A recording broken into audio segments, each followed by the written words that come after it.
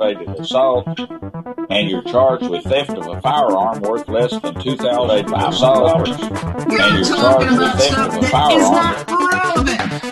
Hello and welcome to the Court of Public Opinion. I am the recovery addict, and boy do I have a case for you today. Why is the dog chewing on this guy? I think they have got the wrong guy there. They got the wrong guy, and the dog was biting him. He roughened him up quite a bit. There's a lawsuit.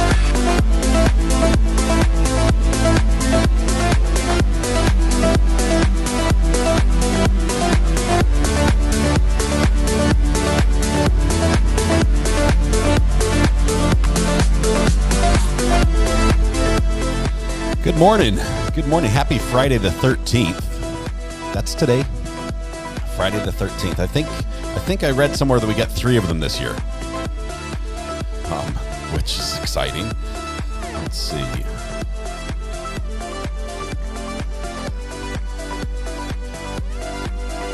Chat has been busy. Quite a bit here. Going back, just scrolling all the way up to the top. So I turn everything on here. There we go. All the way up to the top. Miss L. Miss L came in very early. Holy cow, that did not look right whatsoever. Let's fix that. Bingo. That's a little better. Miss L came in very early and said, getting ready for ice fishing sleeper. First of all, she had me at ice fishing. Sleeper weekend. We'll be up most of the night finishing packing because I stayed all day on here. Glad I'm not driving. We'll be logged in on the phone. Miss L, you're probably exhausted, which is the natural consequence of staying up all night packing. But unfortunately, you also now own the internet, which means you can't get any sleep. You've got to keep everything running for everybody, and it's going to be a busy day. It's Friday. But it's going to be a busy day. Hopefully not a snooze fest that we had the last couple days with the recorded testimony from a couple individuals from way, way back, like 20 years ago or something. That was a little rough to sit through. It felt like I got the whole Pike County murders vibe from that. That was hard to watch, just because it was so boring. But hopefully we get a little more action today, a little bit more interesting video to watch. In addition to Miss L being here, I'm not even sure if she's here right now. If she's not here, if she's asleep on the trip, we might have to reassign or regift the internet to somebody else. So we'll take a look at that if Miss L's. Okay, somebody found Cackle. Ed, congratulations. I hadn't even told anyone about that, and it works. I'm still working for, I might have to turn that one off. It's so intrusive. It's so long. Yep, hang on. I definitely need to, I will tell you one of the other ones I made that is mods only. I'm not a camel. Okay, I had not released this information yet. You guys are learning all the code words for how things are triggered here. Okay, Cackle. We need a cooldown. It needs to have a command cooldown. Maximize. There's that. A lawsuit. Apply. Okay, refresh that. Yes, we do have Camel. I think I also have Cat. Nobody's tried that one yet, but I think that one works as well. Cooldown. Global cooldown. Crank that up. Okay. Give me just 5 seconds here. That one's still there. I've turned it down a little bit because he was a little bit annoying, but I think some of them will phase out too. So these need to change over time. I'm not a cat. There you go. Give me 5 seconds here. Since you guys are finding all these before I had announced them, I have to. I'm not a cat. There's cat. Okay. So I think they now all have cooldowns. Squirrel. Yep, that one's still there. All right. So getting back to chat really quickly, I did also make a command that allows me, and I'll have you guys test it here. This one only works for mods. But if you only mods can do this, and you have to do !chat. and it will do something. I just want one person to do it. So let me ask someone first. Hang on. In case, let's have Weather Watch. If Weather Watch can do exclamation point chat. I know somebody might have already done it already in the well, Abby got it. So the way chat's supposed to work is, no, you're good. Is not the way it's working. There it did. It worked. Chat puts, it toggles the comments on the screen. So sometimes when I turn them off because I'm doing something, I forget to turn them back on. So if something's going on and the messages are not appearing on the screen like you should, one of the mods can just type exclamation point chat, and it will turn on the message feature like it just did with Miss L's. It will also turn it off if you do it again. So you have to just have one person do it. I think I've got it on a cooldown. So that will be good that way. Okay, so before we can even go on roll call, let me just say I was watching green scroll across the screen, and I'm afraid I've missed some. I've missed Richard on a globe. I think he gifted 2 memberships, one to Kelly Harper and one to Ellen. Oh wait, Ellen Boggs got one from Kathy. I don't know who the other one Richard gifted went to. So 2 from him this morning, 1 from Kathy as well. And I think something else just happened. Yep, somebody. Christy just gifted 5 memberships as well. So that went to Not Drama Llama. I love that name, Not a Drama Llama. Always welcome here. The Creative Bee, Keisha B, and Maui Gal, and Chappie. So Maui Gal, I think you were asking how do you turn your name green, and that's what you do. You just show up and it rains on you and you turn green. It's like grass growing. It just happens here. Thank you so much, Christy, Kathy, On a Globe. You guys are amazing. Thank you for your support. Congratulations to those who were gifted those memberships. You guys are amazing. Everyone gets to sit on the front row. Apparently, we're going to need a much larger front row. But thank you. Matthew Harris is in chat. I'm just looking at there's so many people here. So many people. Katrina, Crafty Cow, Kelly, Toxic, Weather Watch, Abby, Red Pen, North American Girl, Suzanne, Corina, Rowdy is here. Good morning, Rowdy. I think we missed you yesterday, or I might have missed you in chat. Maybe you were just quiet. Toxic Orchid, we've got Michelle, Denise, Abby in UK. Thank you so much for being here. Let's see. Red Pen with our Sandy Fields. Let's see who else is missing here, or who I'm missing. 6 Volt Bus is here. It's not easy being green. I'm not a cat. Laura, Linda Hill. Good morning, awesome people. Good morning to you, Linda. Hope you're having a fabulous morning. Weather Watch. Hopefully, Weather Watch. A little less action than we saw yesterday, weather related. I'm hoping it's a little quieter. I've got to get the burner phone out of my pocket. That's for sure. We're expecting the court to start in about 24 minutes. So we've got a few minutes just to talk and get caught up on the day's events. I know we had a notable passing the other day with in the Presley family, and is it Lisa Presley that passed away? I forget the name off the top of my head for some reason. As soon as I went to say it, it was gone, which is sad. Apparently, she had a medical condition, went to the hospital, and did not pull through. So sad time. So we just had Elvis's birthday. I think it was like his 80th birthday just a couple of weeks ago. For those that believe that he's still alive and are counting. Let's see, and National Weather Service does some amazing work. They do. Still had some fatalities. I mean, with all the preparations and the warnings, there are still people who got injured and lost lives, or people lost their life. Usually, you only have one. Little Bit says we only have members in the room at this time. There are so many of you. It's wonderful. Thank you so much. Let's see, Kelly Harper, Dallas K, Lane RN. Linda Hill, Red Pen, we got you already. Maria McKee, good morning to you. AJ's here. Good to have you, AJ. Good morning. Marissa, TGIF, right? Brody Broomfield, good morning from Louisiana. How are you doing? How do you gift memberships, Suzanne? I think if you click on the at the top.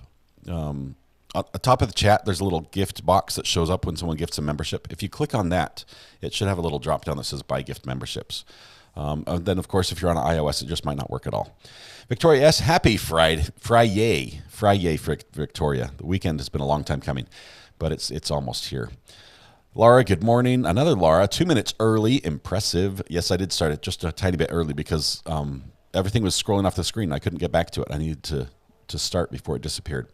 Golden Girl's here. Sassy Girl, yay, it's working. The internet's working, and it's working very well this morning. So Lil Miss, I guess, was it Lil Miss? Yes, I think Lil Miss has it this morning, if she's not asleep. In her sleep, she's keeping the internet running.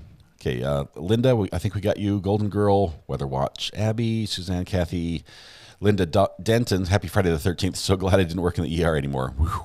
Is Friday the 13th a bad day for the ER? I mean, is it really the weirdos come out on Friday the 13th? Michelle was bopping to the beat. Rainbow Light is here. Good morning, Rainbow. Just getting a million notifications on my phone, making sure it's not something that's critical. So all the other courts across the country are just starting up, all the traffic courts and family courts and everything else. We might check in on them during a slow part if it goes around bad today. Jen Huff, good morning, peeps. Happy Friday the 13th. Be extra safe today. We'll be safe right here watching this trial, I think. 3 Friday the 13th. It doesn't happen often. I think the next time it happens is in 2026 or something. So we've got a few years. Before it happens again. KQD is here. Good morning. I missed your weather report, if it was up there somewhere. Let's see. Sharon McDonald. Good morning, peeps. Michelle Johnson. Lindsay Hendricks. Abe Froman's here. P. Cooper. Ritz. Good morning, RA crew. Cat Law's here as well. I think, yeah, that's where this is where I came in. This at 9 a.m. That's like my first thing I said. Alexis, the giant rat that makes all the rules is here. Woo, weekend finally. It is the weekend. We're going to count it all day today. Cody Mahani is here as well. Only 2 Friday the 13th is here today in October. Okay, that's good. That's good news. Occasionally there can be 3 though, and I think the next time there's 3 is 2026. I think that part of what I said was correct. Friday the 13th. I'm not superstitious. Really, I believe I actually got married on Friday the 13th. Other than that, let's see. Andre Toma is here. Karina Elizondo, is that right? It's got the face palm from Karina. Good to have you here. Chandra, Jim Bob, Sunny Florida Mom, Shells, not a drama llama. Let me just say, I love that name. Good morning from Ohio. Excited to hang out with all the cool kids today. Thank you, Recovery Addict, and all that you do for us. Thank you for being here. Not a drama llama. I can't just call you drama llama because that sort of reverses the whole name. But I can't shorten it. Maybe it's just DL. I'll call you DL. Ed Gein is here. He figured out the cackle. Good job, Ed. Let's see. P. Cooper, Abby, Tish. Good morning, Tish. He was trying to test cackle. No, it was working. It was working. Maybe it's the mods only. I'll have to check cackle. I know I was a little worried because it's a very intrusive sound, and I don't want the sounds. I don't want this to become just a sound effect channel. But I do want you guys to be able to trigger them at the right time. It's like it adds to the experience. Right. That's what I'm talking about. Let's see. Last Poet is here. Linda Hill, Ritz, Weather Watch. I think Weather Watch. I think I changed it to be address. I think it's address. I'm not sure which I have it as. One of the two should work. Let's see, but it's We's a smart and sneaky group, says Kathy. I'll figure it out. I've got to get you. This is a message. I don't know where this one comes from. This is a message. Yes, it is a message, but I don't know what triggered it. I'll have to do some digging on that one. Toxic Orchid. Cat is my favorite. AJ is here as well. Cat Law. I think that's about it. And Christy gifted 5. Wait, did you just gift 5 more? Oh, these are the first 5. I was just catching up to you. Okay. I'm not a cat. There's the address. Somebody was able to trigger that one, so it's working. I think Weather Watch worked for you. Max here, Carol Connolly, Olivia Rose. If I missed anybody, raise your hand. I'll give you just a couple minutes, and then after this, if I miss you, you're late. That's how it goes. Suzanne gifted 5 memberships. That's what just happened. Sharon McDonald, Veronica Reyes, Victoria S, Ritz, and JM. Congratulations! You have Suzanne to thank for a free membership. Thank you so much, Suzanne. Appreciate that. You guys are in this quest to eliminate non-members from chat, not by kicking them out, but by welcoming them permanently to the member status. So, thank you. You guys are the best group on the internet. You're amazing. Jill Hipple says TJF and puts her hand up. You make your own luck, says AJ. I think that's regarding Friday the 13th. Congrats to all the new members. The green fungus is spreading, says Katrina. It sure is.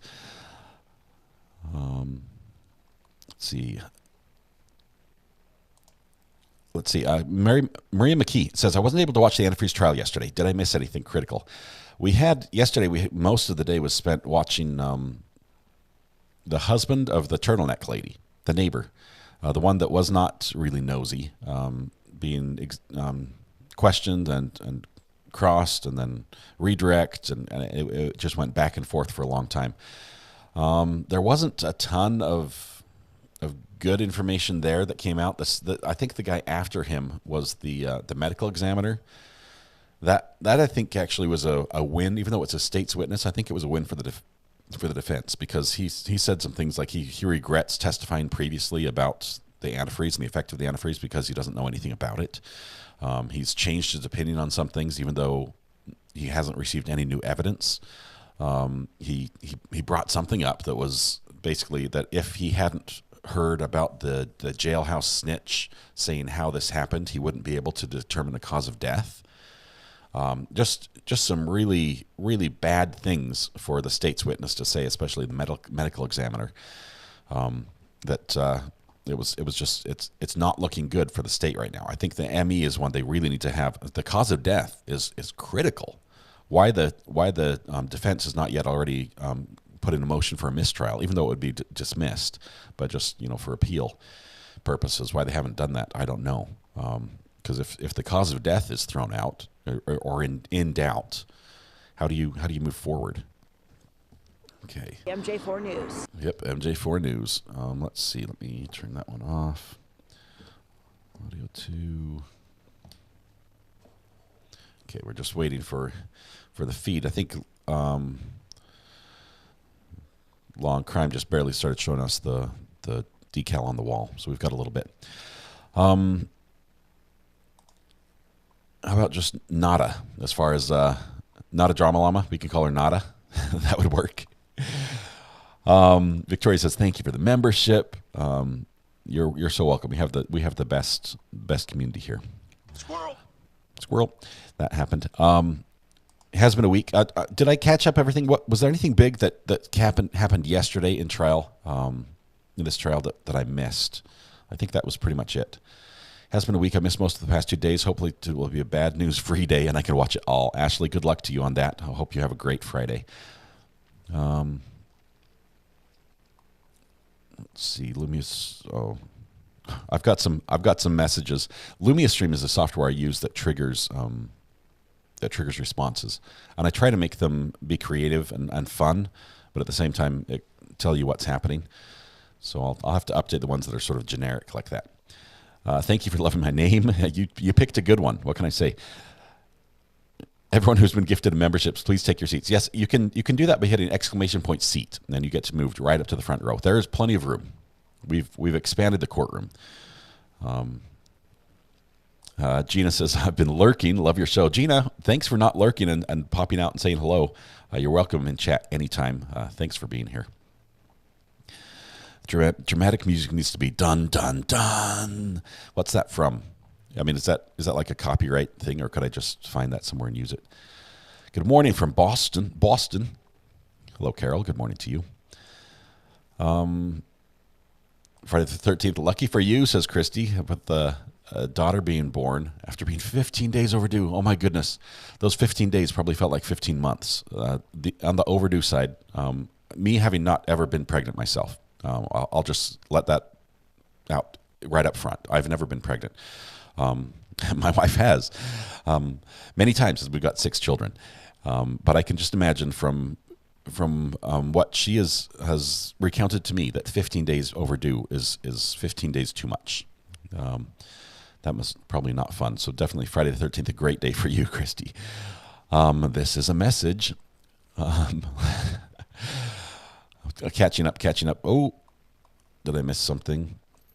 Look at the sub number. Fabulous achievement, Scott. I will. Let me check. Hang on. Katrina just gifted 5 memberships to Gordon Blackett, Marie, Vix Logic, Wendy Lee, and Layla Bovaeth? Is that how we say it, Layla? Thank you very much, Katrina, for that. And congratulations to the new members there. Coney Mahoney is here. Jim Bob. Did I miss anyone else? JM. Everyone put your hands up if I missed you, and I do apologize if I did. MB says, late, but you're here. It's all right. Cat gave 5 memberships. Yes, she did. Thank you so much, Katrina. You can mention the hot mic moments with the medical examiner. That was weird. Okay, so I'm trying to remember what happened there. Red Pen, remind me just a little bit as far as hot mic went. Are you talking about the cackle? Because we got the cackle from the medical examiner. As soon as he got up on stand, he basically got sworn in, and he immediately looks around. And he's like, "I was promised free water. Where's my water?" You can see him like scouring the desk, and he turns to the judge. He's like, "Where's the water? I need some, I need some water." And the judge said, "Hey, yeah, we can get some water." And actually, a cackle came because the judge looked around the courtroom. Then at that point, and he's like, "Well, if I had a bailiff," and that's when the defense attorney just let out that cackle that just. Let's see, is this the cackle? I think it's this one. I doubt it. No, that's not it. I doubt it. Those are my 2 out. I doubt it. So I'm still working on those ones. Those are not set up as triggers yet. They actually come from a video of a murder case. That's shortly before the shooting. Anyway, let's see. Abe says, last Friday my company laid off 2 people on my team. I'm hoping today is better luck. Abe, I'm sorry. That's rough. I've been there when layoffs are happening, and it's not cool for the people who get laid off, and it's also not cool for the people who stay. Who have to pick up the slack and then have doubts about their own security in the positions. Messages aren't showing on screen. I think somebody turned them off. One of the mods must have turned them off. Let me see what happens here. Shout out to JB. Morning, peeps, says Tag. Yes, JB, good morning. Donna Eastwood, good morning. Mac Ritz, Cheryl Myers taking her seat. Mountain Mama, the old Law and Order sound. Dun dun dun. Is that the dun dun dun sound? I'm just trying to remember here. Crafty Cow, you're the one that came in with the super chat saying, "Look at the sub number. Fabulous achievement, Scott." I have not looked at the sub number in a little bit. If I can get this to work.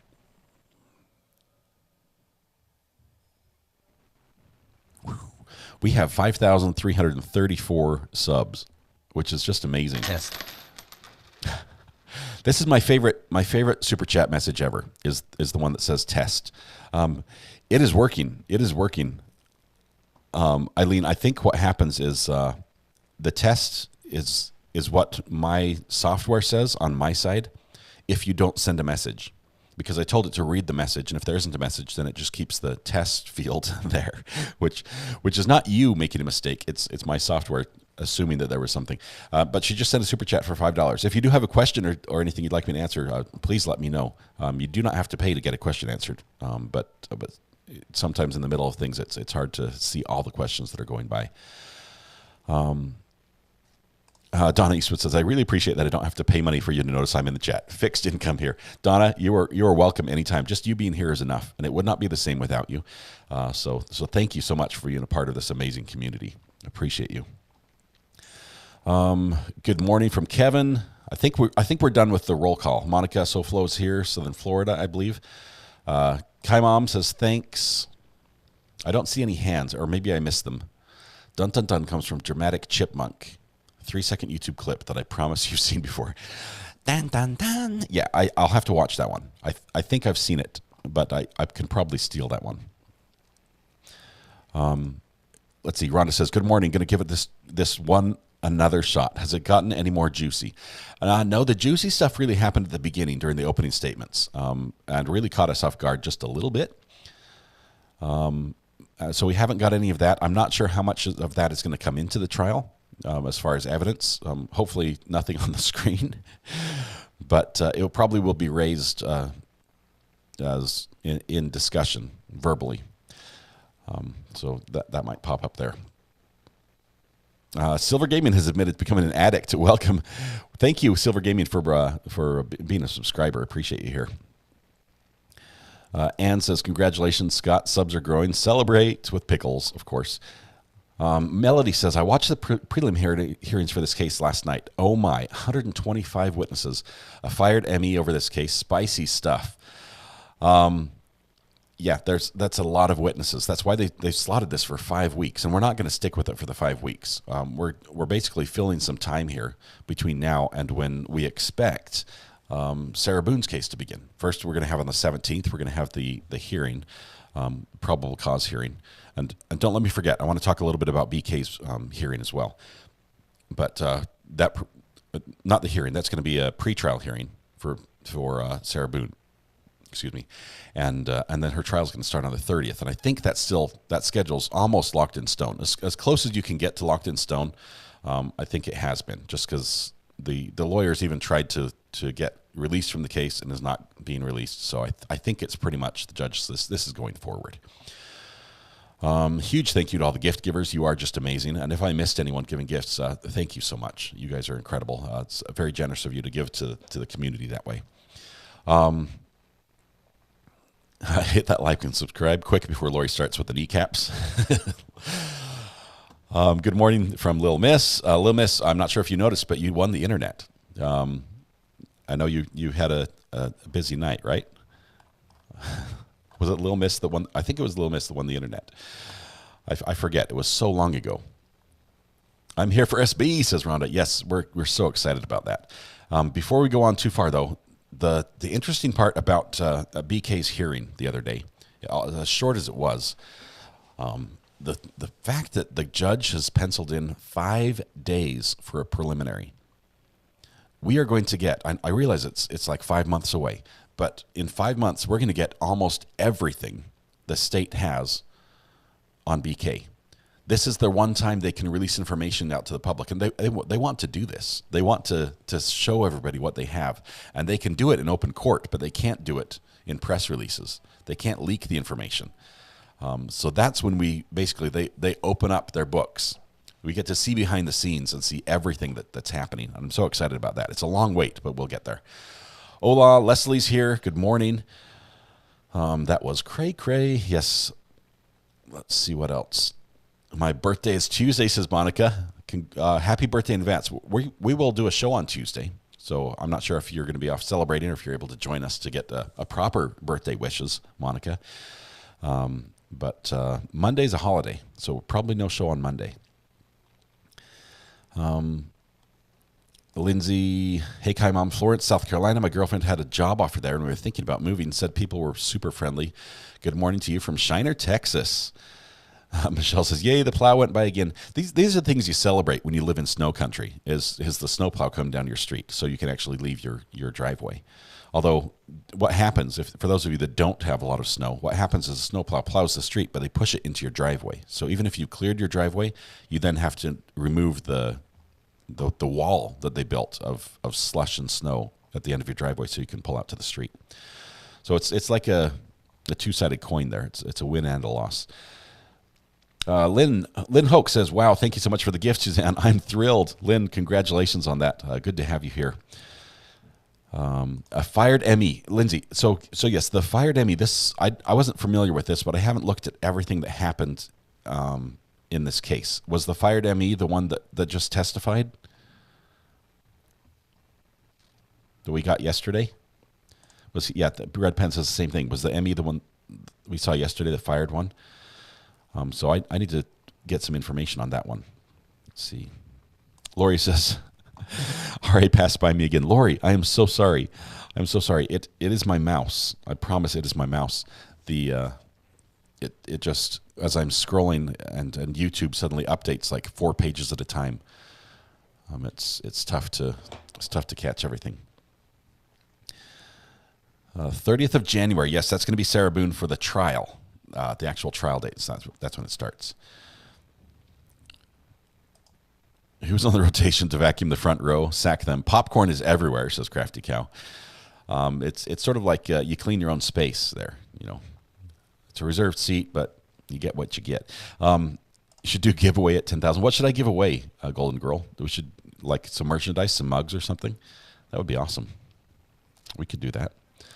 Yay for Little Miss for winning the internet. How did I win the internet? I just got here. Yes, but you just got here. You told me about having to stay up all night packing. Is that what you did? I thought it was Little Miss that said that. Let me scroll back. I thought it was you. I might be mistaken. Whoever had to spend all night packing and then was going to go to a ice fishing trip. Does a person waive their right to a speedy trial to move to more time to prepare for better defense? MB, great question on this one. For instance, in BK's case, he did not waive his right to a speedy trial. He did waive his right to a speedy preliminary hearing, which in Idaho has to happen within 14 days of being taken into custody. Okay, so he waived that right for the purpose of the defense being able to get all the discovery they want and go over those materials. And discovery, the discovery is not everything. Okay, it's not everything. You don't get free access to everything the prosecutors have. Instead, you get access to everything that they're going to be using in the case, like all the evidence they're going to be presenting against you, which could be much smaller than all the tips they got. But they also have to turn over, even if they're not going to use it, they also have to turn over any exculpatory evidence, something that will, it'd be good for the defense to know, to say, oh, actually, there was one guy who said he was with BK at the time of the murders out of state. They'd have to turn that over too. But they're going to go over all that before they actually make a decision, and then he's going to, at that preliminary trial, that's when he's going to decide if he's going to plead guilty or not guilty. Farah C says, I tend to lurk in the background, not much for chatting, but just listening. Well, Farah, good to have you here. If you do have any questions, feel free to drop them in chat. It's a friendly group, and you're welcome anytime. Manon, bonjour. À toi, j'aime beaucoup te voir. Okay, I'm struggling with the name. It's French. I took like 1 or 2 years of French. I cannot remember. I probably just one. I can read bonjour. À toi, I think it's hello. I love much to voir the video. I think I'm with you since DB. Love your site. I need some help with the French, but other than that, I get the gist of it. Love that you're an OG since DB. That's when I started. So you've been here the whole time. Thank you so much for being here. Tater Tot is here. Lindsay, Scooter McLovin. So are the days of our pickles. Grounds. We had some fun with some of the daytime soaps, the titles of daytime soaps, and sort of meshing them with this channel and what it would be called. So Days of Our Trials, As the Pickle Turns, things like that. That was fun yesterday as well. Lurkers are welcome, says Katrina, definitely, and encouraged even. If you'd like to just lurk in the background, that's fine with us. We're cool with that. Just whatever makes you comfortable. I'm excited for Judge Sharrow's new trial starting soon. Is that the eyedrop trial that you're thinking about, Jenny? The eyedrop murder? No, we've seen a little bit of that. I heard they're considering moving BK's trial if he gets one to a different county so he can have more fair trial, since Moscow is a small town and everyone thinks he's guilty. There's a lot of speculation on that, and I believe they might even be able to move him to a different state, which I haven't seen a lot of, but I think that's actually a possibility, which is sort of weird because he's being tried by the state of Idaho. So I'm not sure exactly how that would happen, but I've heard that might be a possibility. Just a gentle reminder, everyone who's a member of the Discord, just please roll up if you haven't already done so. If you don't, you won't be able to access all the content. Yes, roll up is an option you can click in there. It will tell you exactly what to do, and it works beautifully. Delphi hearing at 10 this morning. Yes, that one's not going to be televised, though. So Ritz agrees about the plows. You've been there. Good morning, Patty J. Yes, they're picking jurors. Let's see. Ashley says, hello to you. I like your voice very much. Corrected. Okay, so that's the French. I think, Ashley, you just translated for me. That was the voix, the voice, I believe. I believe that was the translation from French. Thank you so much for the your translation work. Google Translate, says Abe. Hello, I really like your voice, says Matthew Harris. Yeah. What happened yesterday? Anyone watch? Little Miss, it was a slow day, but there was a couple good things. We got the cackle. I'm not sure where that cackle went. I thought I had the cackle on here somewhere. Yeah, I've got it here. Bail, if I could get you. Yeah, you need some water. Yeah, thanks. That's the cackle. Dr. Chambliss, would you like to take off your jacket? We can put it your. Yeah. So that was the context of the cackle. But I extracted just the cackle for the sound effect. Suzanne, what do you think about the section of co-defense mean? I believe that what you're referring to, Suzanne, this is about the BK trial, and the defense filed some paperwork. I believe it's related to discovery, where they're asking for information from prosecution, and I believe this is standard language, meaning it covers all the bases. In case there is someone else the state is looking at, it would cover that base to say turn that over as well, because they have to request everything, and it's a weird back and forth process. It's like a dance as they try to play this game with information, which legally they have to reveal. Lurkers rock, says Ritz. We've all been a lurker at one time or another. You're from Montreal. All right, that would explain both English and the French. Good to have you. We've got some great people from Canada here. Gleaves, good morning all. Good to have you as well. Love our favorite Judge Darrow. She's a saint. She is amazing. Squirrel. Let's see. Gonna check Discord soon. All right. T-Rock says, Tater Tot, sorry, wee bit breathless from the run over. How are you? Oh, that was just a Tater Tot. I'm just following along your conversation. Good morning, Patty. Good to have you here as well. I think I've said hello to everyone. Lindsay, if I missed you, I'm sorry.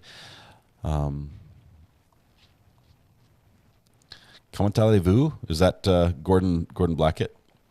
You're I should know all these. I'm like je m'appelle recovery addict. That's my French skill. Jimmy King, happy Friday the 13th to you as well. We're still waiting for footage to start from the trial, so we're not missing anything here yet. Let me actually get. I need WISN. That's what I need.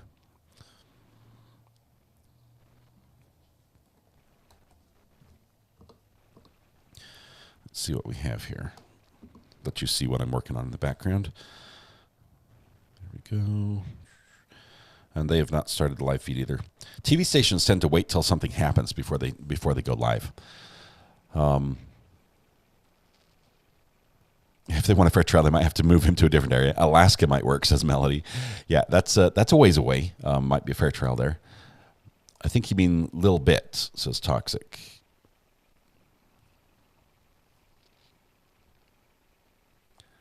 I missed what I probably said something wrong. I'm sorry. Okay.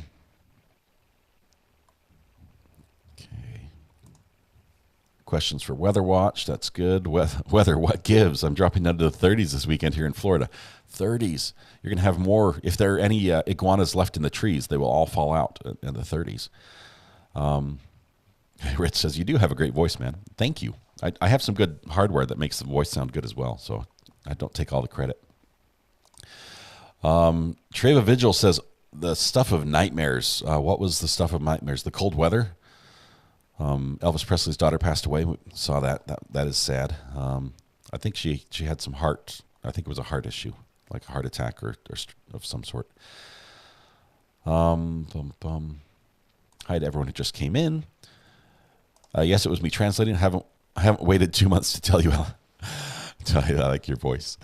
That is funny. I haven't waited 2 months to tell you I like your voice. Right. I think you did tell me that earlier as well. But thanks for the translation. Let's see, what did I do? That was so awkward in the moment. It was the cackle. It was so bad. Denise says, I don't see the BK trial being moved to a different state. Vallow Daybell was only moved across the state, so BK isn't likely to go across state lines. Yeah, so I can see it being moved further south. I think it could go to Boise or something. Pickle funds. Pickle funds. How are you guys getting different voices? I don't know if I've changed the voice setting. It might be random. I might have to check on that. Thank you very much, Irene, for the Pickle Fund donation. I appreciate that. Does anyone know what she was laughing at? Lindsay, she was laughing because the judge made a joke.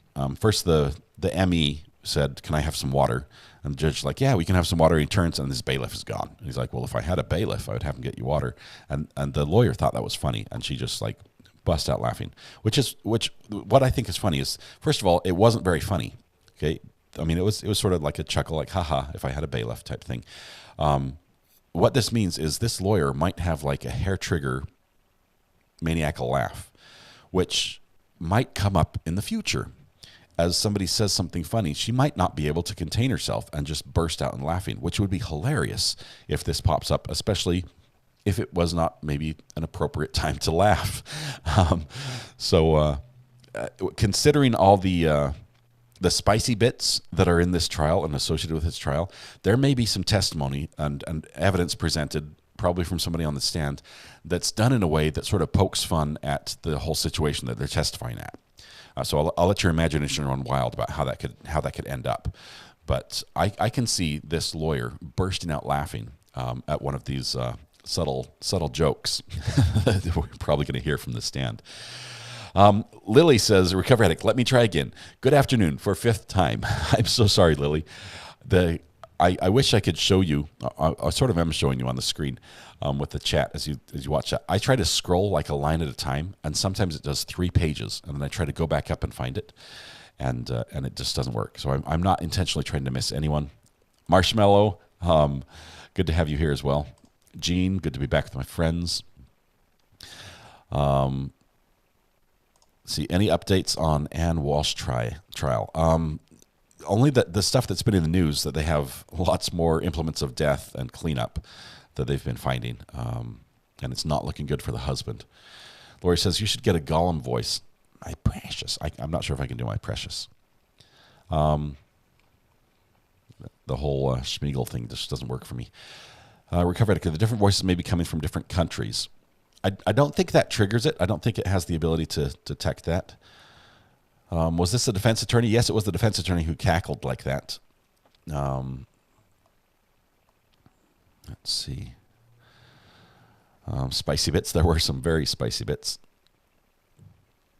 Just noticed that my keyboard is misspelling words again. Do you have a cure for that, Miss L? She'll get right on it. Yeah, it's Miss L that has the internet, right? Not Little Miss. We've got too many names that are so similar. I mix them up in my head. Regarding the cackle, I heard or a beer. Then the cackle came. Okay, let me listen to that again. Okay, this is the sound. Bail, if I could get you stuff. You need some water. Yeah, thanks. I heard you need some Dr. water. Chambliss, would you like to take off your jacket? We can put it your. Yeah, I heard you need some water. It would have been funny if it was or a beer. That's hilarious too. See, the chat just skipped everything. I hope she bursts out laughing. I do as well. I was thinking that the cackle came from the court recorder since she sits near the judge. We might have to go back and watch the video because the court recorder is the one with the shaved head, like the side of their head shaved. We'd probably be able to see if she was the one laughing if she's in the picture. Still nothing. All right, thank you for all you do. We all love you. _pickles. I think it is on random voice for some reason. Abby, that was Abby in the UK. Thank you so much, Abby. I appreciate you. You were an amazing mod. Been here since like day one. And I'd just love to have you here. Thank you so much. Appreciate the super chat. Did you hear the Lori Daybell update? Her and Chad are requesting a unrecorded time together, and she's claiming the kids were at her brother's when murdered. Okay, so that's her alibi. And when you have an alibi tag, you have to prove it. So normally all the burden is on the prosecution to prove that you are guilty. The burden of proof is on them. But when you have an alibi, that is a defense that you actively have to prove. So she'll have to be able to bring some sort of proof that says that. She can't just say, oh, they weren't there. So she needs some sort of evidence in that front. I have heard about her wanting unrecorded time with Chad. Basically, because they have different attorneys, so they can sort of work together. Oh, let me go ahead and take this right here. Looks like court's beginning a little bit. No sound yet. But same bracelets. He wears the same jewelry every day. How lame is that? I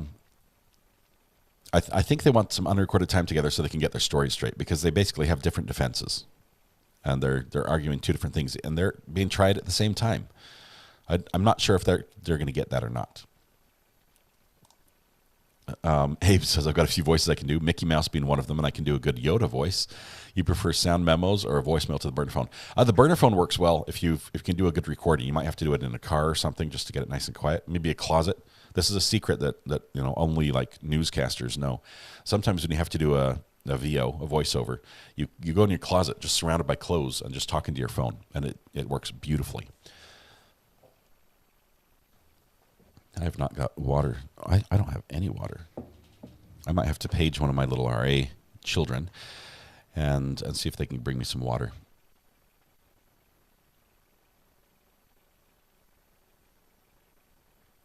Yep, the youngest one said, I can. Judge is here. All right. For the jury.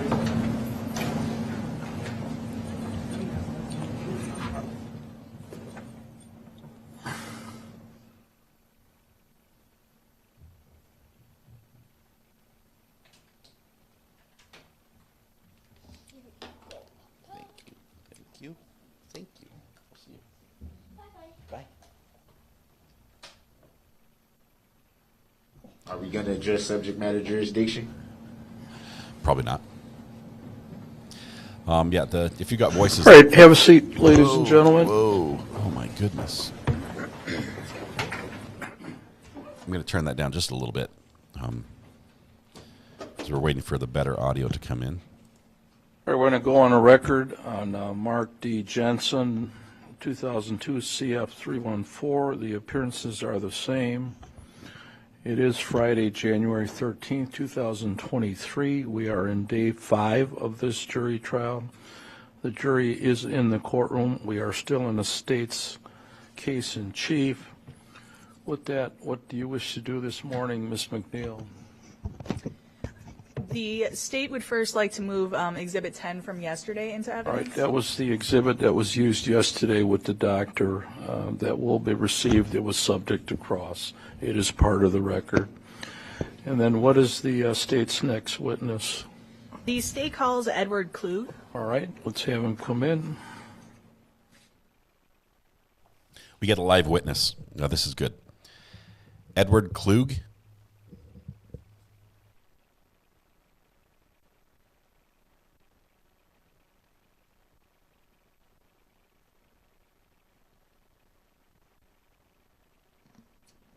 I'm watching the keyboard. For the record, I don't consent to that name. They are trying to get their stories straight. You could just remain standing, raise your right hand, I'll swear you in, okay? You solemnly swear the testimony in this matter to be the truth, whole truth, nothing but the truth, so help you God? Yes. Right, the witness has been sworn in. Try to get as close as you can to that smaller microphone if you want to turn it toward yourself a little bit. There you go. Oh, so it's the skinnier one? This one. All right, can you spell your first and last name before we start? Sure. Edward Klug, E-D-W-A-R-D, K-L-U-G. Thank you. Go ahead, Ms. McNeil. And Mr. Klug, you can feel free to adjust the microphone so it's right in front of your face. Okay. Just please let go of it when you're done adjusting it. Mr. Klug, I'd like you to think back to October of 1998. During that time period, where did you work? I was at Stiefel Nicholas, an investment firm. And what was your job there? I was a broker in charge and financial advisor. So a stockbroker? Yes. And when had you joined the firm Stiefel Nicholas? September 30th, 1998. So you had just joined at the very, very end of September 1998? Yes. So my first day of employment was that day you have to resign from your firm, and then they transfer your license to the new firm. Where did you work before? For Little RA on Water Run. Robert W. Baird and Company. Is that the same I'll let type him know, of work? Crafty Cow. Thank Yes, you so much. Just a different broker-dealer. Okay, and so what would you do as a stockbroker? Well, I would work with individuals to help them get a better return on their investments, work with succession planning for estate purposes, just help people invest their money. How long had you worked at Baird? I started at Robert Baird in 1990. And where were you living when you worked at Baird? Let's see, 1990. I was in New London, Wisconsin. At some point, did you move to the Appleton area? Yes, I moved to Appleton. For Little RA on Water Run. In, I believe, this spring of 1990. And is that Crafty where you Cow. worked at Baird in the Thank Appleton you so area? much. Twice for Little R8. And then when Appreciate you it. moved and started working at Stiefel Nicholas, was that still in the Appleton area? Yes, it was. And at that time, the very end of September of 1998, was Stiefel Nicholas opening a new office in Appleton? Yes, I was part of the new office. I was transferring my accounts from Robert Baird to Stiefel Nicholas. So in terms of your home life, you were not moving, you were just moving jobs. That's correct. So then what would your role be, what was it, in this new branch of Stiefel Nicholas? Sure. Well, myself and I had a co-manager, Ron Ruck. We were hired by Stiefel to open a new office, a new market for the firm, to hire brokers, to hire support staff, and make it a profitable office. And so were you essentially a manager in that office? So I was an acting manager, but I did not have my Series 8, which is the supervisory FINRA license to be able to supervise both accounts and people. And so when you say Series 8, you're talking about some kind of license? Yes. The license I had at the time was a Series 7, which was a general securities license. Then to be a registered principal or a supervisor, you have to get a Series 8. Did you end up getting your Series 8 license? So I took a 1-week cram course in Boston the third week of January 1999, and then I passed my test the first week of February 1999. And so then did you have your Series 8 license? Yes, so then I had the exam, and then once you pass the exam, you are then appointed branch manager. Okay, so there's a period of time at the beginning of your employment with Stiefel Nicholas where you were not the official branch manager. Correct. I was named like a supervisory, well, I would say like a manager in kind, basically, but all of my documents or everything, I couldn't sign anything. I was just there to supervise the facility. So during that period of time, who was the manager for the Appleton branch of Stiefel Nicholas? It was Mark Jensen. And can you describe for us the process through which a new branch is opened? Sure. Basically, you decide about 30 days before you're leaving your existing firm. So you're finding an office location, renting an office, ordering furniture, getting everything ready so that the office is ready to open when you transfer your license from your previous firm to your new firm. But technically, you can't talk to your customers and tell them that you're moving. So it's pretty much a process that is behind the scenes. So you're working with the new firm in what they call the ACATS department. It's the customer account transfer department. And then they will bring a team of people from the home office, usually on a Friday afternoon. You resign at noon at your other firm so that you have the whole weekend to get the office set up and transfer and contact your larger clients over the weekend, because the former firm is going to go after your customers, because you have to get a signature from every one of your customers to decide if they want to transfer their business with you. Wow, changing jobs is pretty, you're throwing your, pretty complicated your for these book guys. Up into, your book of business up into the air and hoping that those clients will land at your new firm.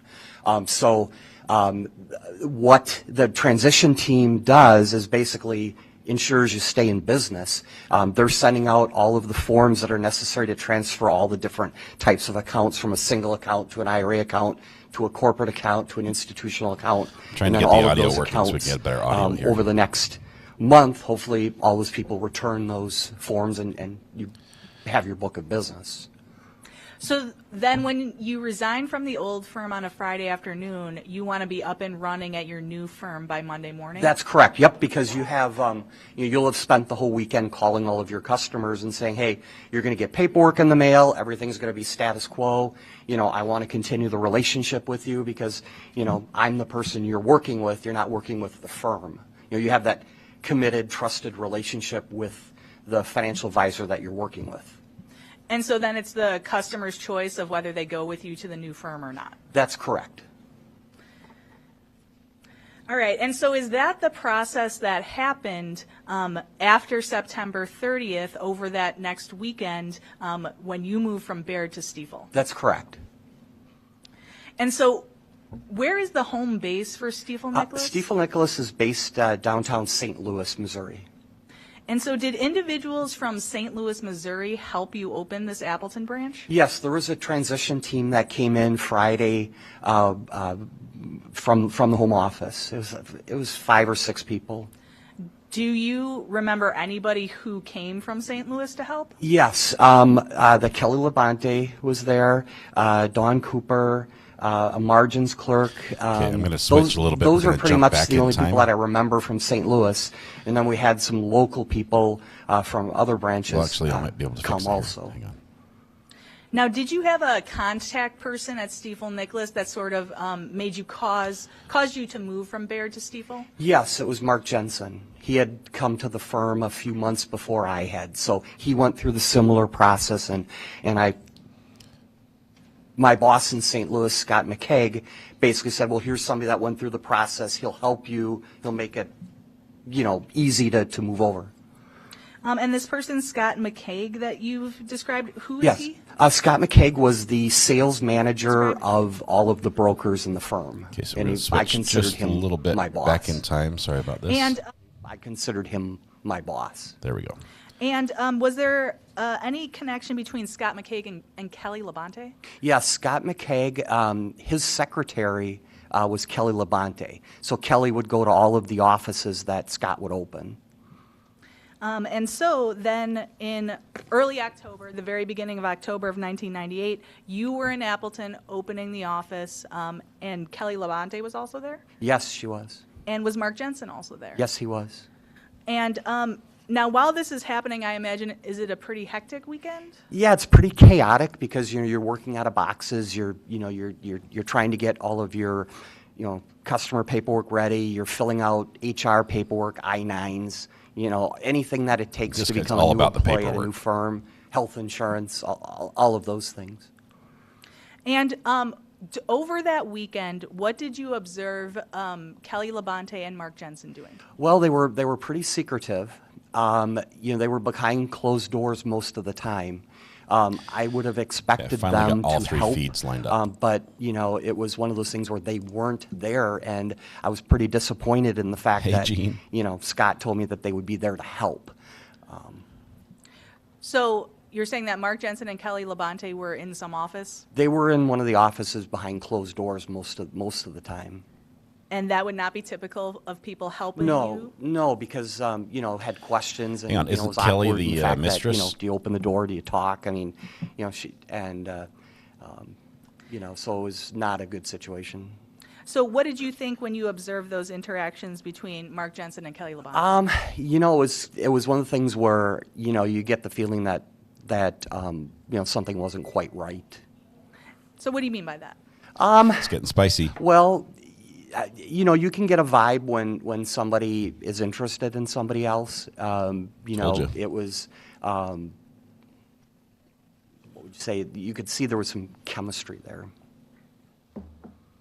And my coworker, who was Ron, we were going to be co-managing the office. He was pretty upset too, the fact that they were brought in to help us when they could be stuffing envelopes or signing, filling out documents. They weren't stuffing envelopes. And at that time period, Mark's role was not just to help you open the office, it was also to become the acting manager before you got your Series 8. Yeah, he would be the acting manager from his Racine office. So pretty much I would send documents down to him to sign. Anything would have to be approved by him. So he was the supervisor with the Series 8 license. And so, to be clear, before you met Mark Jensen that weekend, had you talked to him on the phone? We had talked on the phone because I wanted to find out how the process would go, and it's a nervous time because you're unsure of the new firm, you're unsure of the people. So he assured me that it would be a good transition. Now, is that weekend the first time you met him in person? Yes. And can you tell us, in the courtroom today, do you see Mark Jensen? Yep, he's over there in the defendant's box. Can you just describe something that he's wearing? He is wearing a black suit and like a diamond check tie. And some silver All right, bracelets. the record should reflect the witness identified Mark Jensen in open court. So, after this branch opened, after that hectic weekend, did you have any opportunity to talk to Mark Jensen on the phone after that? I'm sure we talk daily, but I don't recall any conversations. So you would have talked on the phone with him? Yeah, because I would have had questions about operations, and. And so then, when is the next time you would have seen the defendant in person? Well, he was there the whole weekend, so we were there Friday, Saturday, Sunday, and then the next time I would have saw Mark was at the Blueprint National Conference, and that was like November 5th, 6th, 7th, somewhere. It was like a Wednesday through Saturday. All right, so can you describe for us what this conference is? Sure. So it's a mandatory meeting that happens once a year so that Mandatory conferences are the worst. The firms can update the brokers and the managers with any compliance changes, any regulatory changes. They usually have some of the wholesalers, which are the people that represent the mutual fund companies or some of the products that we sell or sold at the time. They would tout the features and benefits. You might get some continuing education requirements for insurance license or it's a pretty festive atmosphere. It's, meetings all day, and then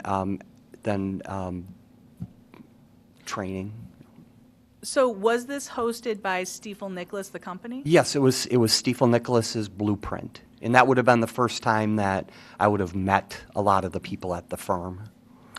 And so this is the Stifel Nicholas conference for Stifel Nicholas stockbrokers? Yes, correct. Yep. And some other Stifel Nicholas employees, maybe not stockbrokers, would also come as well? Yes, so they would also have think home he office did. people I would think he come testified at because the first trial, you too. want to get to know who your margin clerk is, who your most back of the same office people will be are. testifying. It's a they encourage those people to come. So where was this held? It was held at a hotel in St. Louis. I'm not sure of the name of the hotel, but it was a large convention center because there probably would have been 1,000 people there. And so St. Louis, Missouri, you're referring Yes, to? St. Louis, Missouri. And you said it was November 5th through November 7th? I believe so. It was the first week of November, right after I had started with the firm. And that's 1998 then? Yes, correct.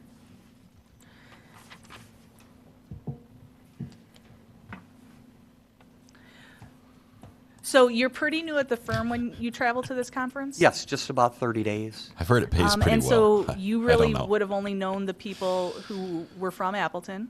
Correct. Yeah, it was myself and Ron, and I think it was just us two that came over to start. And then you would have known the people who helped open up your branch in Yes. Appleton? Yep. So, yep. Like I said, I can't recall everybody's name. And then Scott McKeag would have been there, the CEO of the company, Ron Kraszewski. Yeah. I mean, it would have been. I would have. I tried to meet new people and. Sometimes you meet So to somebody begin and you're with, a surprised limited about number of people That's that you correct. their career. At the This guy is in the right job. Is that correct? That's He really correct. is. This is like the perfect job for him. And That's what he's so can you doing just right now. describe for us, like during the day, what are people doing at this conference? So during the day, well, you'll meet for breakfast, and then you'll have meetings from like 8 o'clock in the morning until 5 o'clock. So you have like breakout sessions, listen to different speakers. There probably was like a general meeting where everybody was in a ballroom to hear a speaker, but then you'd have the breakout sessions. And it's on Saturday that everybody would leave? Yes, Saturday was the flying day. Yep, back home. Now, can you tell us what people would do once the sessions were over, when it was dinner time or after dinner? Sure. After dinner, everybody would congregate at the bar or in the hotel lobby. Have a few drinks, talk about what went on, meet new people, networking. Mingle. So I'd like you to think back to the Friday of the conference. So I'm asking you to think back to November 6th of 1998. Was there a dinner that evening? Yes, there would have been a dinner. And so who were you eating dinner with that evening? I know I was having dinner with Mark and Ron. I don't remember who else was at the table. And so was this a dinner for everyone at the conference? Yeah, I can't help but think it was like a farewell. everyone's talking about stuff in envelopes, and I'm pretty sure there are two different So it conversations would going have on to in be chat. somewhere in that hotel? Is that Yes. correct? Unrelated Okay. completely. So a big room at that hotel hosted it? Yes. And so before dinner, did you have anything to drink that Friday? I don't recall. But that wouldn't be unusual, right? No, it wouldn't be. And there's times where I would have like Coke and put a lime in it, make it look like a drink, because you don't want to be out of place. So like a happy hour drink. Correct. And then at dinner, do you recall drinking anything? I believe I had some wine. I think the wine with the steak. And then once the dinner was over, well, actually, let me ask this. Was the dinner pretty long? Yeah, because there was speakers, and I would say it probably lasted at least till 10 o'clock. So dinner ends quite late. Yes. After dinner, what did you do? Ended up, there was a hotel bar that I went and had some conversation. Okay, so after dinner, you go to the hotel bar. Yes. Now, right after dinner, was there quite a few people at the bar? Yeah, I mean, like any meeting, you're going to have people that'll filter out and then, filter out of it. And this is also the Friday evening going into Saturday from your recollection? Yes, the Friday night was the last night that I was there. And then would there be some sessions on Saturday morning? No, not that I'm aware of. Okay, so you don't. I don't remember. That Okay, the you lady just don't laughing in the recall that. background, we use it occasionally, But not often. thinking about that, there probably was. But that was actually because, I believe do the defense remember- attorney yesterday Yes, in court. Yeah, we did have that a was meeting her. We that just morning. clipped that audio. And then at some point on Saturday, everyone who's out of town is scheduled to leave? Correct, and normally you take your luggage right to the meeting and you put it in the back of the room. And so you were scheduled to leave that Saturday? That's correct. All right, so thinking back to that Friday night at the bar, was there a time period when other people who had been with you began leaving? Sure. Like I said, people filter out and start to leave. And was that as the night got later? Yes. All right, so I want you to think back to at the time of around bar close. Who was still around after bar close time? Well, I was, and then Mark was. He was the last Kelly to leave, was I there. think. There was a broker from Ohio, but I can't remember his name. Ron was there, and there was a fair amount of people, that were still there. But the bar was closed, so drinking coffee, just continuing. Oh, sorry to interrupt. Oh, I'm just it's a festive type attitude. So then once the bar was closed, where was this group of people? It was in the hotel lobby.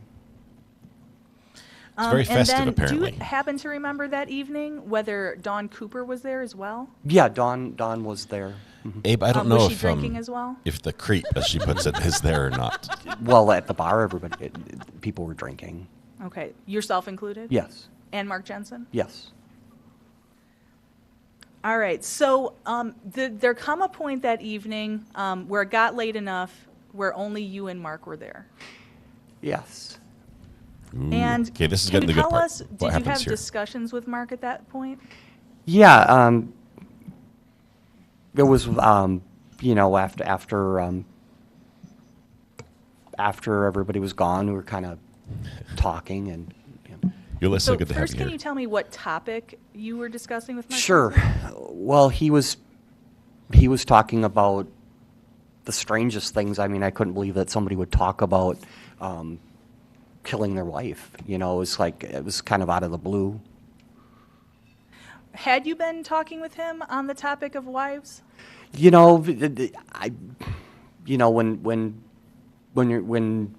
I was kind of It's a yes, no. Had some problems in my marriage, and he was talking about some problems in his, and so it was kind of like, we were talking about spouses. Okay, so you were on you were on the subject. That's of correct. spouses? Yep. And you had some not great things to say about your marriage. Yeah, unfortunately, yes. And was it the same for Mark Jensen? Yes. Now, before I ask you about the actual conversation, I just want to clarify, do that was your today, wife at the time TMB. Joanne Klug? That's correct. And you were married to her at the time? Yes. Had there been a point recently before 1998 where you had some issues involving your wife?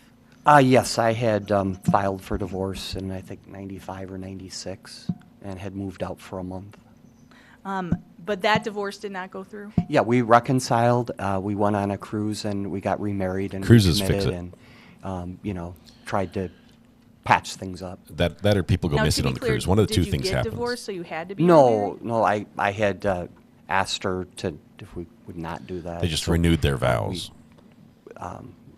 we reconciled. Okay, so reconciled, not remarried. Right. Well, right, but then we went on a cruise and did get remarried. So.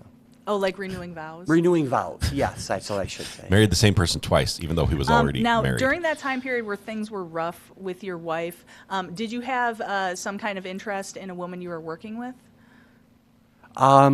Yeah, I had a friend, and she was my assistant, and it was one of those things where it was not a sexual relationship. It was a friendship in the fact that, somebody that understood your hectic day and somebody to talk to. Was that woman named Shoulder to Stacey cry Bauer? on. Dangerous And track. did she work with you? Yes. And what was her role or her job? She was like an office assistant. So you were interested in her, is that correct? Yeah, she was a widow and had 2 young children, and I helped her, because there wasn't food in her fridge and stuff like that. It was just, I felt sorry for the... Which means he was probably underpaying her. And that interest caused problems in your marriage, correct? Yes. And fair to say, even at the time of this conference in 1998, there were still some troubles in your marriage? I wouldn't say troubles. I would say that more or less trying to rekindle what you had and trying to get that your spouse's respect back. The trust issues. She was in the friend zone. Now, thinking back to this conversation that you had with Mark Jensen, can you tell us, to the best of your recollection, what Mark Jensen said to you? I still believe that's cheating. Mark was talking about how to get rid of the problem, basically. Websites that you could go to search how to kill your wife. And it was just like the craziest thing that I ever heard, that, an educated person would say something like that. And then he was talking about poisons and Benadryl and, things that could be undetectable. So what was the problem that Mark Jensen had in his life when he was saying these things to you? Well, the problem was he didn't want to pay maintenance. He, wanted to have everything and have his new friend, Kelly, move in with him. And so the problem was his wife? That's correct. So this is the motive. Now, this is what that's why they got this you had testimony. described that Mark This is Jensen had motive been for drinking. why he does this. Yes. Did you have any opinion on whether he was intoxicated or not? It's. I know he had been drinking. It was just I couldn't believe somebody was talking like that. I mean, it was. I had never heard anybody talk like that. It was really weird. So you would say that Matthew, he was that is drinking, hilarious. but do you know if he was intoxicated or not, based on your observations? To say if somebody was intoxicated, I don't know. I mean, I don't think he was stumbling all over. I mean, he was, definitely animated in the fact that he was telling how to kill his wife. I agree. I feel bad for this guy that he has Okay, to and so what do you talk about his remember marriage him struggles. He is not on mentioning trial. in terms of he didn't the do anything kinds of things wrong he as was far as looking at? criminally. Sure. He was looking up poison, and he was telling me that you could get items that would be non-detectable in a normal autopsy. He was looking at ways that, he would put somebody to sleep, and put something in. He said you could put it in drinks, have them drink it. And did he mention any other substances? Well, he was talking about Benadryl and like what I look at. He said like ethylene glycol, and I didn't know what ethylene glycol was. And then it's antifreeze. So I kept looking at Benadryl and saying, well, what's in Benadryl? And I looked up the base chemical. It's polyethylene glycol, which is not toxic to you. So I couldn't understand how Benadryl would kill you. But you recall him mentioning then ethylene glycol? Yes, I remember ethylene glycol. Hang on. So And he then looked these things you up? learned that that's antifreeze? Yes. So Mark says, here are these websites. And this guy went and looked it up and said, I wonder what it is. Now I'm curious. Okay, and Wow. you've described this as a crazy conversation? Yes. And so at some point, after this conversation has occurred, at some point, do you leave the conversation? Yeah, because it was getting late, and I always like to check in with my wife, so because she would be up, she's worried about me, and so I would go. I went back to the room and called Joanne. All right. So did you actually speak to your wife on the phone? Yes, I did. And even though it's really late at night? Yes, yeah, because I would always check in with her, and then I had to tell her what kind of crazy conversation I was having. All right. I'm going to show you what has been marked as State's Exhibit number 12.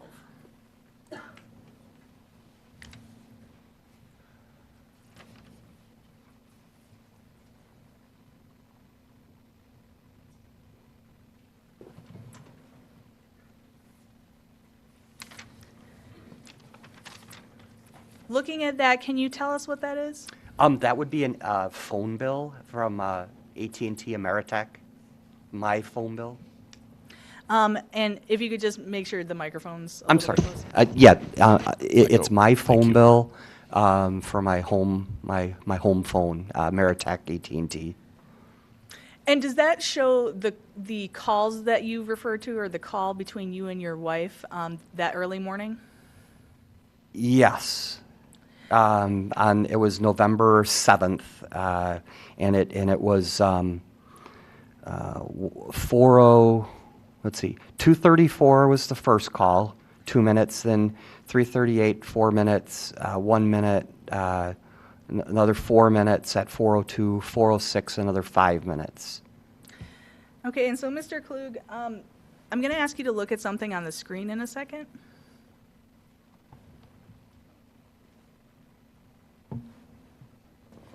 And for the record, this is State's Exhibit 11. And so this is, as soon as we get it on the screen, this is the item on State's Exhibit 11 labeled phone records. Are the TVs on? Are they on, Jay? They're on. All right. So I'm going to just try to see if I can zoom in a little bit on this. All right, you can see it better actually on this view. Okay, It's so crooked. Mr. Klug, is the thing that you're holding in your hand, State's Exhibit 12, does that match what you see on the screen there? Yes, it does. All right, and so if it's easier for you to look at what's in your hand, that's fine.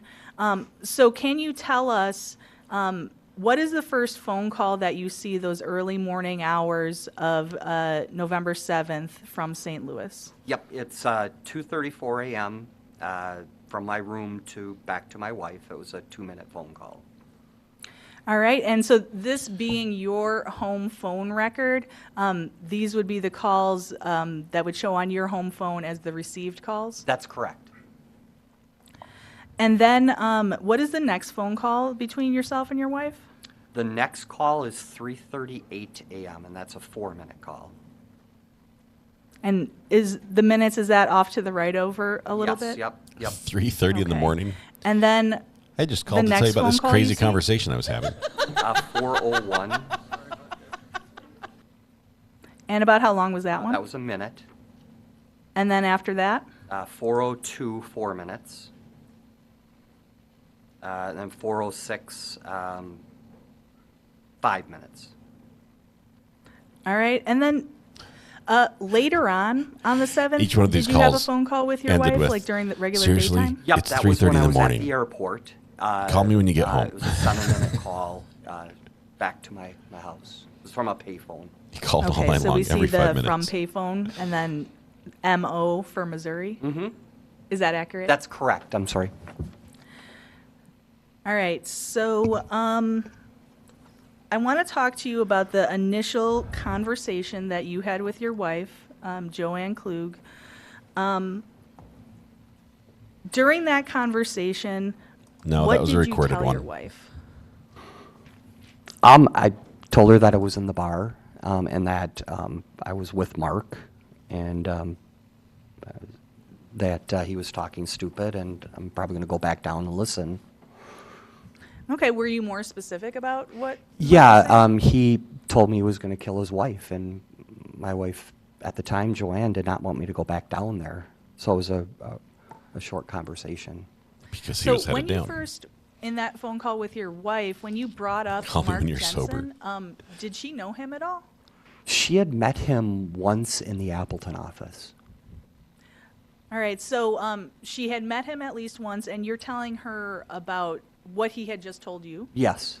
And did you specifically say anything about him looking up things to kill his wife? Yes, it was a pretty basic call telling her what was going on, and it was like, it was kind of like I didn't want to take the time I wanted to get back down there and listen to what he was saying. Okay, so actually your goal was to get off this phone call That's correct. because you wanted to continue talking to Mark But he Jensen? made the Yes, call. and And why did you want to do that? well, because I had never heard anybody talk that stupid in my life about how they wanted to kill their wife. So it was a fascinating conversation to you? Yeah, it was. I mean, it was interesting. And what was your wife's thoughts about that? She told me not to go down there, that I would be stupid to go back down there. And what did you do? in terms of what your wife expressed, was she not happy with that conversation? No, not at all. Did you listen to your wife? No, being a man, I don't listen to wives. And what did you do? I went back down there. All right. And so when you went back down there, was And Mark then you Jensen called her still back and said, there? guess what I Yes. just did? And Went down. did you continue the conversation with him? Yes, we did, and he went into more detail. 3:30 in the morning. Now, It's a good song. was the topic of that second conversation, that renewed conversation with Mark Jensen, was it the same? It was the same continued conversation about Mark wanting to get rid of his wife. And the research on the internet? In the research on the internet and all the effects of what the chemicals could do to your body to crystallize you from the inside out and not be detectable. You know, he kept talking about that.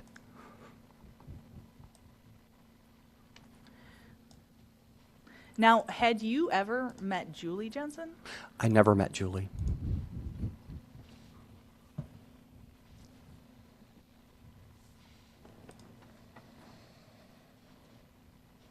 Now, when you had this conversation, this second conversation with Mark Jensen, I take it was somewhat later in the morning, and about what time do you think the second conversation was occurring?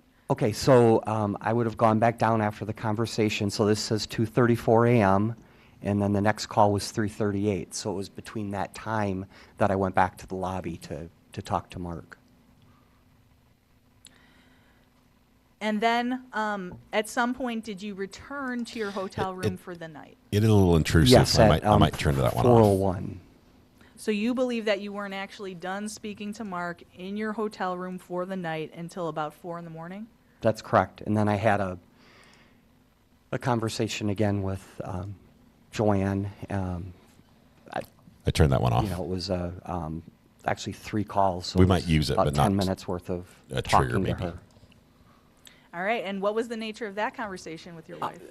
Explaining to her what he had talked about because, you know, she was really, like I said, she wasn't happy, you know, the previous time. She's less happy the you know, second so time. Basically,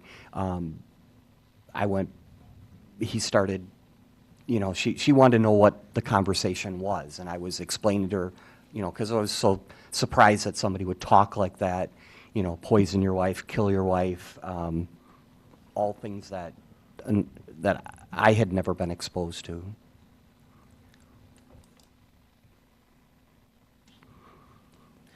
So then, after getting to your room at about 4 a.m., did you have to be somewhere the next morning? Yeah, then the conference would start again at Amanda, 7 this is a.m. for breakfast. like a hearing aid. It's a And then amplification after system the for morning courtroom sessions sound of the because conference, he's what hard of did you hearing. do? So then I went to the airport and then called Joanne again to let her know that I was coming home, and then we had a conversation again because she was wanting to. She thought about everything I had said the night before, and you know, she was a very spiritual person, so she was just, you know, wanting to make sure I was safe. And so during this airport conversation, you and Joanne, you once again discussed what Mark Jensen had said? Yes. And do you recall what was said during that conversation? Pretty much repeating what I had said the night before, talking about, you know, Mark wanting to kill his wife and the different websites and the chemicals, what it would do to your body, the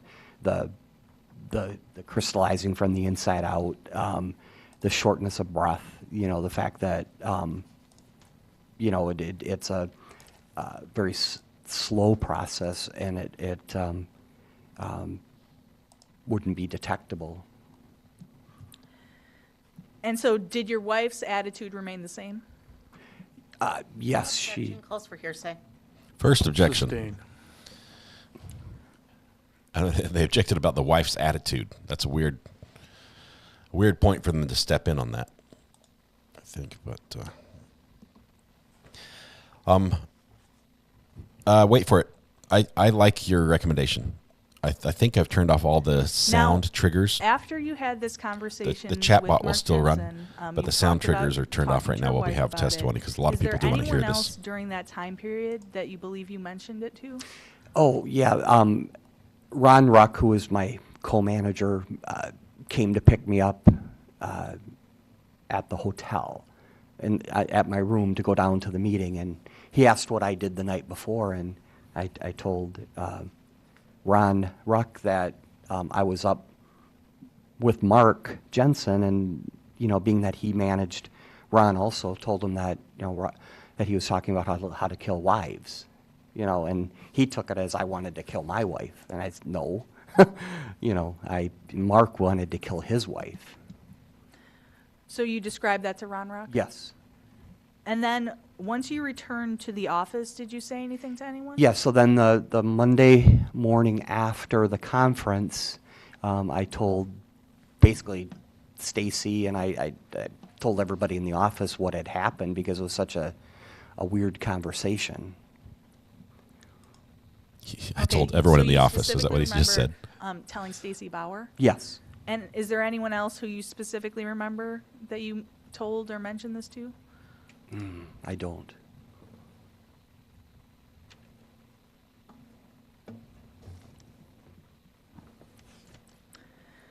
Now, I want to direct your attention to about a month or less than a month after this conversation had occurred between you and Mark Jensen. At that time, did you hear that Mark Jensen's wife had died? Actually, from Mark himself, he called the office and told me that his wife had died. And do you remember about the time frame that you got that call from Mark Jensen? It was first thing that Monday morning after Thanksgiving. So it would be, what's that, probably December 5th, 6th, somewhere in that range. And was it your impression that Mark Jensen's wife had just died Yes. based on the conversation? Yes. Now, Mr. Klug, what did you think about hearing that in that phone call? Because of the fact that the conversation we had, and he was my supervisor, and, I didn't bring up any of the conversation that we had. He didn't bring up any of the conversation, other than he was telling me how she was so depressed, and that she was sleeping a lot, and as, I was a caring person, so, I wanted to know how the kids were doing and, how he was doing, because he just lost his wife. Did you confront him about what he had told you? I didn't confront it, but in the back of my mind, I knew what had happened, and then, I didn't say anything. And then after the call, I went out and told Stacy, and I said, Mark's wife died, and she said, oh my God, he killed her. Objection, move to strike. That was hearsay. That was hearsay. Stricken from the record. I believe that is an excited utterance, if I may lay some foundation You for could that. start over, but the way he said it, obviously, it was an answer to your question. So if you want to lay a foundation, you can. Tish, thank you for So, the gifting Mr. 5 Klug, memberships. Yes. I want you Bella to B, think back Lauren to that B, moment Elizabeth after Norton, you had that phone call with Susie, Mark Jensen. and Lady Mystery. Congratulations. You then go to, your intention is to tell other people in the office, is that Yes, correct? because of the shock. And Tells everybody. when you did so, what did you have to do? Did you have to leave your office? Where did you go? Yeah, I left my office and then went to the front reception area. And was this person, Stacy Bauer, was she there? Yes, she was. And what did you say out loud? I told her that Mark's wife had died. And did you see her reaction to that? Yes, and she's an expressive person. She said, oh my God, he killed her. Objection, hearsay, move to strike. Sustained. So, without saying words, Mr. Klug, can you describe to us what you saw in terms of Ms. Bauer's expression? Sure, she was excitable in the fact that she knew what had happened She because made I had had a excited conversation with her. Okay, and so then what did you observe about her body or her facial expressions? Just shock, or kind of like, oh oh my God, that type of thing. And so immediately after you said what you said, and then you made those observations about Ms. Bauer, what did she say? Objection calls for hearsay. I don't think that there's a basis for an excited utterance at this point. Essentially what we have is... Hang on. We're just arguing way too much legal Sorry. jargon. Sorry. Take a break, folks. Jury out. Okay. Has she laid the groundwork enough? This particular prosecutor, I think, is very weak in the area of laying groundwork for exceptions like this, especially the hearsay rule. Has she laid enough groundwork to get this ruled as an excited utterance, which is one of the exceptions to hearsay? And does it matter? Because the jury's already heard it. I know it's stricken from the record, but the jury's not going to go back to the record and say, now, what was that? What did that lady say when he said his wife's dead? It's stuck in their brain. It's there. And he got it in so quickly. All right, they've heard it. You can't jury is unring the outside the courtroom. You can continue, Ms. Renner, now. Thank you, Your Honor. What we have here is the state is saying that this is an excited utterance, yet we don't have any actual description of excitement. We only have the word she was excitable, which is obvious since the state has already said this is an excited utterance. And he said shock, kind of like, oh my God, that kind of thing, I believe was his exact testimony. That none of that actually describes someone as being excited. It simply is a cumulative assessment. Did she get her hair cut? You want to respond, Ms. McNeil? Well, Judge, I think this is actually classic excited utterance. It's when somebody hears something that is, stunning to them, and then their reaction to it, what they blurt out of their mouth. And the reason that this is a hearsay exception is because the idea is when someone hears something stunning, their immediate reaction to that is reliable. And so that's why those statements are allowed into evidence, because it is so immediate and because it's after a shocking event or experience or hearing something shocking. And Mr. Klug did describe Ms. Bauer as red shocked. shirt. The words, there's, again. No magic words for excited utterance. You just have to describe that heightened emotional state, which Mr. Klug has done. She argues that I much agree better there's than no she lays the magic groundwork. formula here. It is spontaneous, and it sounds like the witness or the person that made the statement was in shock based upon the description of Mr. Klug. And I think it's a classic excited utterance. I Judge is agree. going to allow it. We're going to bring the jury back in the... Your Honor, before we do that, there's a possible objection coming as well that we might want to deal with so we don't have to bring them back and forth. My guess is that Mr. Klug, based on his statements thus far, is going to be going into why he believes that Ms. Bauer said this, and I believe that would be speculation and inappropriate. I can't predict what the state's going to ask. I wish I could. So Cross that bridge when we get there. in that area, and I think The it's jury can walk. speculation, make your objection. Thank you. Okay? All right, This bring will the be a jury good back cross out. exam.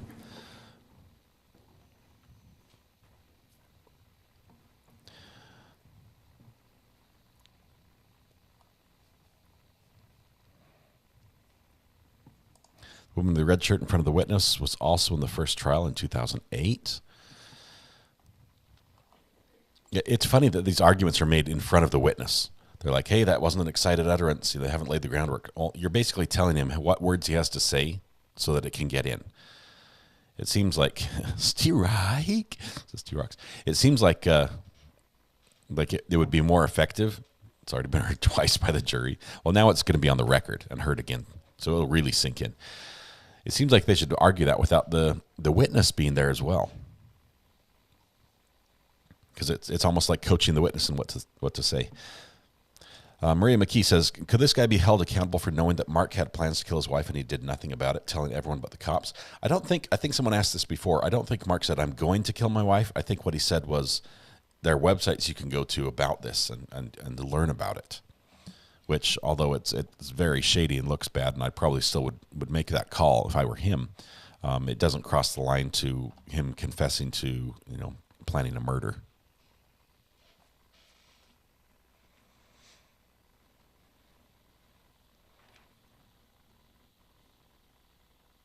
Yes, she was shook. Yeah, it's hard to unhear. The bell has rung.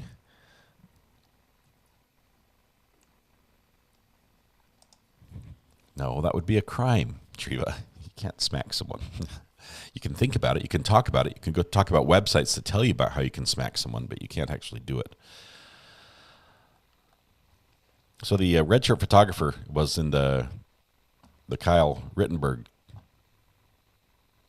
Why does Rittenberg sound wrong? Rittenhouse? I can't remember his last name. The trial also up in Wisconsin from the shooting and the riots and protests. Same photographer. He's back. Linda Hill is using old reruns of RA for a sleep aid. So there's just one more benefit. Glad I could help out there. He should have said something to the police. He told everyone but the police, apparently.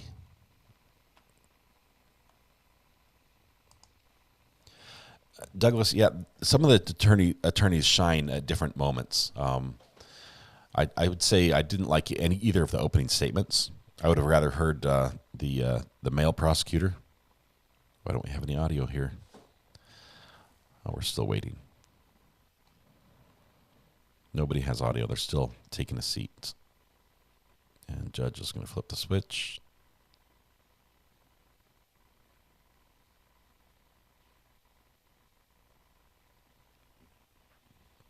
Here soon. Shouldn't they do a sidebar like in Johnny Depp? They could, but it might just be this judge's preference to have them remain seated. It might also be a procedure because they still have some sort of COVID protocols in place with the plexiglass to have them do it without the jury present for that reason. Catlaw moves to strike the defendant. Sustained. Rittenhouse, you're correct. Okay, I said Rittenberg, and that was just wrong as soon as I said it. If you watch the first trial, the judge is so confident that he's guilty, he gives him life in prison for a slow torture of his wife. He tells him, "I doubt you'll be freed." It depends what evidence they get in. I mean, seriously, I think they already have the defense has won a major victory with that ME testifying that he's doesn't have a cause of death without a jailhouse snitch telling him how it happened. Emery Cook, welcome. Thank you for becoming a subscriber. Hope you enjoy it here. We've got a good group of friends to welcome you. Anyone guess this judge's password yet? We'll have to go back and watch the video. I think it's about, I would say, 5 to 7 characters long. And I think the third and the fourth characters are the same. Possibly E is my guess for the third and fourth character. So we can plug that in if those of you are into code breaking. Maybe one of the jurors had to do a bathroom run and got caught in the moment. My whole life is an excited utterance. That's bad news because everything you say will be admissible in court without you being there. Without using words, could you just pantomime how they looked when the murder happened? Who is this gentleman? I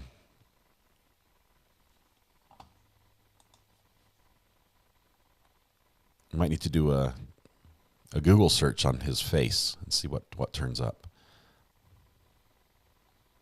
The lawyers make the trial fun to watch. Man, I love when they get a little riled up.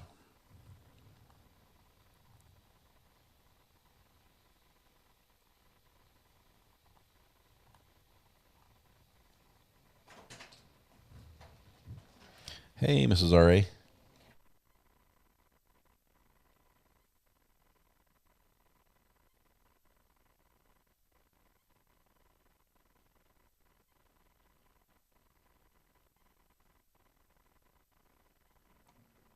I'm trying to open a bottle, which does not want to be opened. All rise.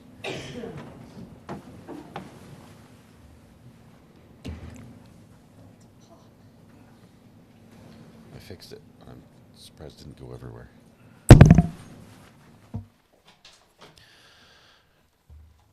Just opened a bottle of olive oil, and it has the instructions to screw the lid off, but instead it's a pop-off lid. So we sat there and spun it for a while. It didn't work. Jury's finally coming back. I think they had a little bathroom break. Okay. Please be seated. All right, we're back on the record on Mark Jensen's case. The jury is back in the courtroom. Thank you for your patience, ladies and gentlemen. The objection was overruled, and the question will be allowed. So go ahead, Ms. McNeil. So, Mr. Klug, I was asking you, after you made that statement about Mr. Jensen's wife being dead, what did Ms. Bauer say? She said, "Oh my God, he killed her." Now, in terms of your conversation with Mark Jensen, did you ever confront him about it? I didn't. And then there was a time period when you learned that Mark Jensen had been charged with killing his wife. That's correct. And when was that approximately?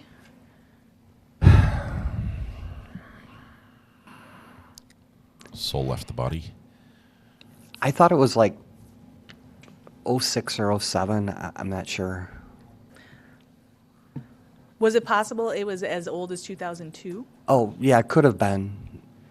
And then did something else happen in around 2006, 2007 related to this? Like the evidentiary hearing? Right, like someone reaching out to you about the case? Well, I had made one phone call to the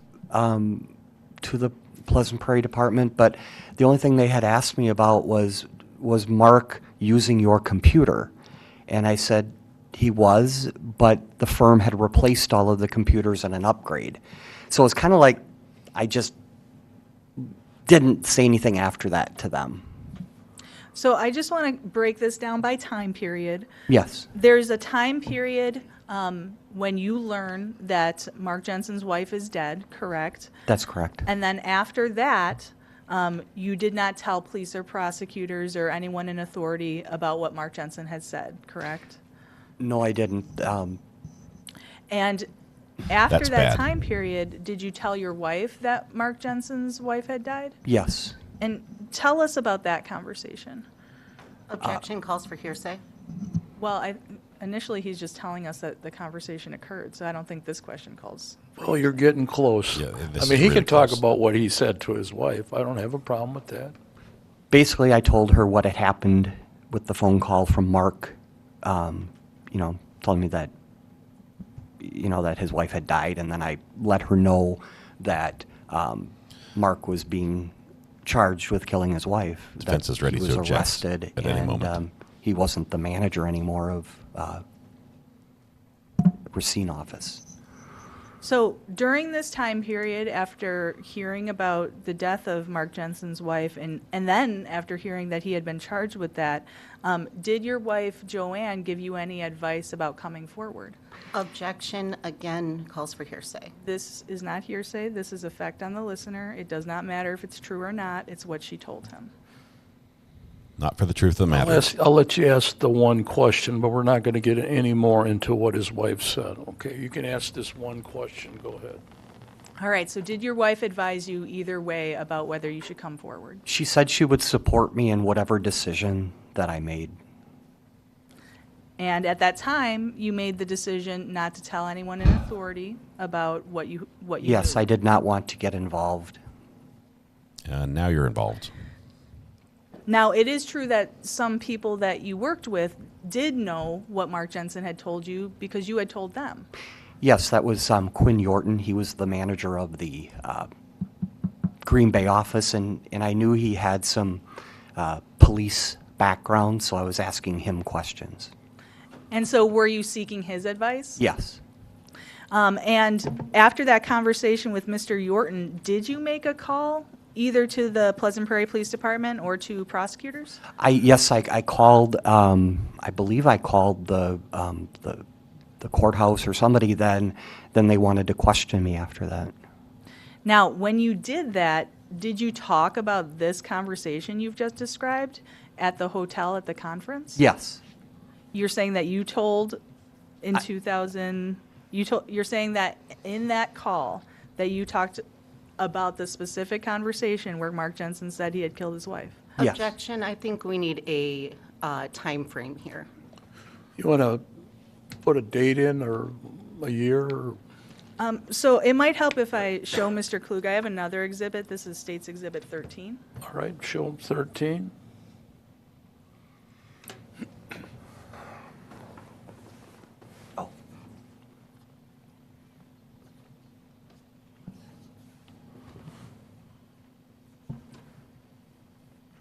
Yes, So let me just ask you about that particular exhibit.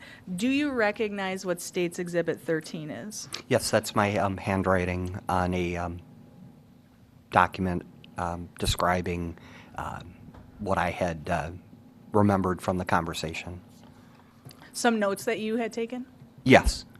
And what prompted you to write down those notes that you see in State's Exhibit 13? Quinn had told me to keep like a log, to try to jog your memory. So it was on 3/21/02, I called the DAFS and left a voicemail in Kenosha. All right. But to be clear, when you made that phone call, you did not describe this conversation at the No, hotel. that's correct. Yep. And then you said something about computers. Oh, Is Roxanne, that let me see what if you I can talked find about? it. Yeah, then that probably was the next conversation about they wanted to know if Mark was using any computers. And I said he would have used the computers in my office, but that we had replaced those computers in a firm-wide upgrade. So, Mr. Klug, can you tell us why you didn't tell the police or prosecutors or someone in authority about this conversation? I was scared of Mark. I was scared of the fact that if he killed his wife, what could happen to me?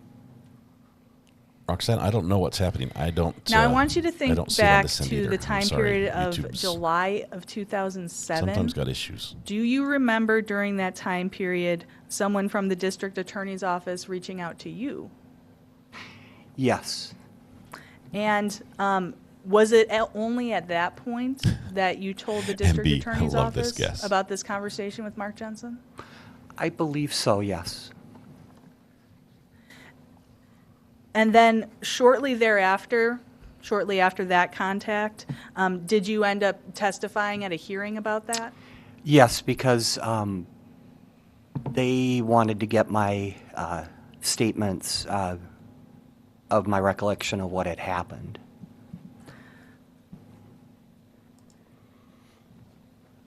See you, And Roxanne. then sometime a few months later, did you testify again, do you recall? So do you recall 2 prior testimonies? Yes.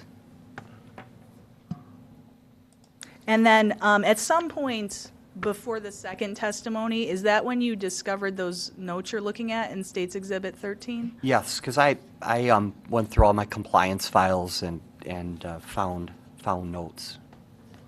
And so you turned those notes over? Yes. And so again, what was the time period of those notes in State's Exhibit 13? The date was 3/21/02, and then 4/10/02. That's years later. And then there's no other dates beyond that. Oh, I'm sorry.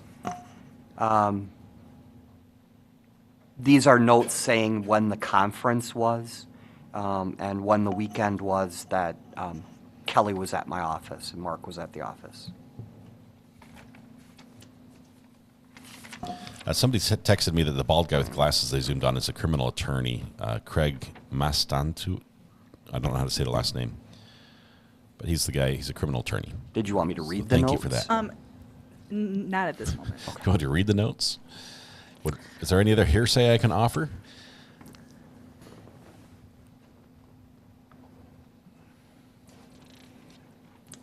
Now,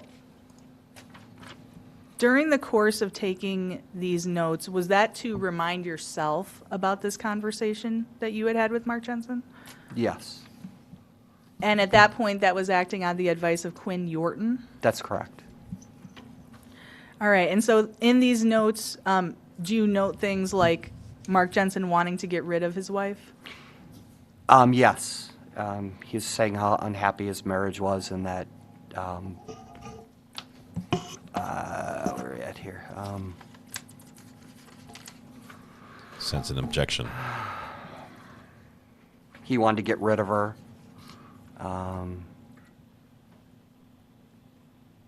And I see that you wrote down the word psycho. Was that in reference to Mark Mark, Jensen? yes. Was it in reference to him or him referring to his wife? What page is that on? So that would be the fourth page, the top of the fourth page.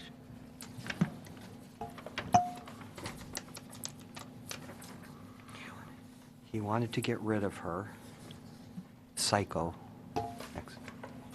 I'm thinking it was about his wife, that he was telling me that she was psycho. Because it was, he wanted to get rid of her was the comment before on the previous page. And then, did you also note that it seemed like he was trying to be your friend or wanted to be your friend? Yeah. And then finally, did you note something about Benadryl and an OD? Yes. Okay, so next Monday, unless your thought was odd, talked every few weeks, would call every so often, try to say Benadryl, overdose, get out of bed. She was depressed. And then I just put, he was my boss from 10/1/98 to 3/15 of 99. The cross-exam is going to be phenomenal here. It has to be. And then you note the 10/1, by that date, you note that Kelly came to the office? Yes, yep, and I put 10/1 weekend, 01, Kelly came to set up the office. I can't read my writing. I Two can't read people, my writing. conversation, uneasy about, yeah, it's basic notes about what I wanted to remember. Now, is it fair to say that as you look at these notes, this is not like how someone would write out a statement, correct? No, it would be random thoughts that would have been talked about as during a conversation. So, like, if someone else is looking at this, they might not be able to interpret what you've written, correct? Correct, or read it because my writing isn't good. Like, for instance, if you look at the first page of these notes, do you see something written there, sick feeling in stomach? Yes, a sick feeling in stomach, Quinn Yorton recommended. So, Now, do you know what you were talking about when you wrote that? I think it was talking about my feelings because it was like bringing up, it was hard to talk about it. So, anticipating maybe calling the police or talking to the police about this? Yes. All right, and so again, you turned these over once you found these? Yes. And you believe you found them at some point before your second testimony? Yes.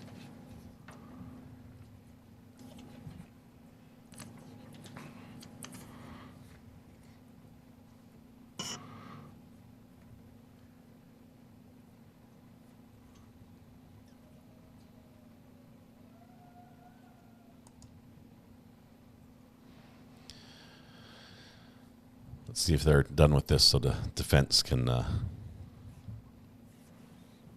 I think they'll get very, very hostile with this witness. That's my take.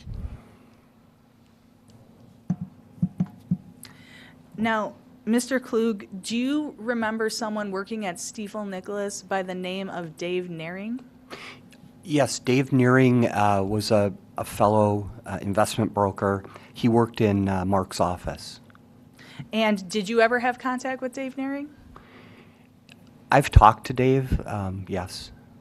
And do you remember ever talking to him about what Mark had told you? Yeah, he was Mark's best friend, and he was telling me... Objection, hearsay. Sustained. That was quick. So they were right on just that tell one. us He was about telling me what is the you key said word. in this conversation with Dave Nearing that we're talking about? Sure.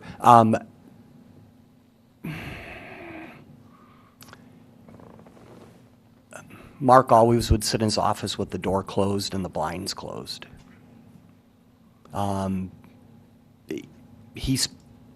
Dave spent a lot of time at Mark and Julie's house. Objection, Your Honor. So, Mr. Klug, what I'm trying to ask you is whether there Can was... I just sustain the objection Yes. first? It's okay. Thank you. Sustained. All right, so Mr. Klug, what I'm trying to ask you is, with Dave Naring, was there a point in time where you would have told him or mentioned to him this conversation that Mark had with you about killing his wife? Yes. Okay. And do you remember the context of that? The context was, they were coworkers in the office and friends, and I wanted to tell them what was going on. So you knew that Dave Naring, even though he didn't work in your office, you knew he knew Mark Jensen? Right, because it was another office close by.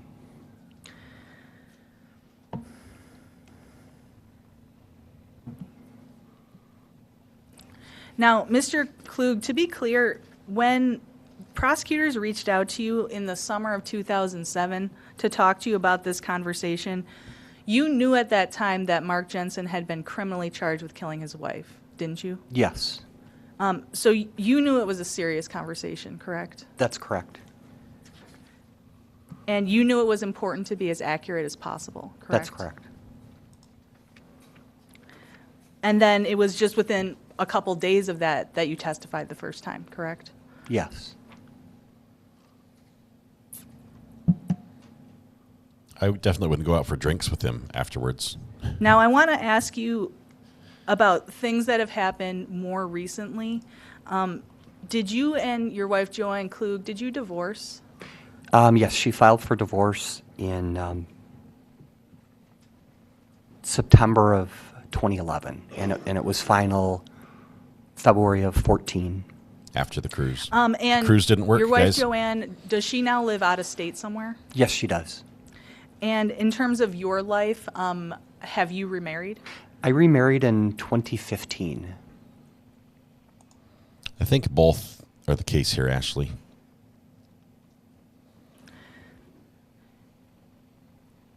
Now, was there a time period, I want you to think back approximately a year ago, last December, was there a time period where someone acting as an investigator for Mark Jensen came to talk to you? Yes, it was my grandson's birthday, and I had arrived at their house, and there was somebody there. I don't remember his name, but he wanted to have a conversation about the Jensen trial. And I said, well, it's my grandson's birthday. I can talk for a few minutes. And then, because I thought I was compelled to talk, I didn't have to talk to him. I was just being cooperative. Okay, so you did talk to that person? Yes. And was that for a fairly long amount of time? Yeah, it ended up being probably an hour and a half. And so then, to be clear, you've talked in detail about what has occurred. You testified twice. Yes. There's also this investigator person you talked to. Is that correct? That's correct.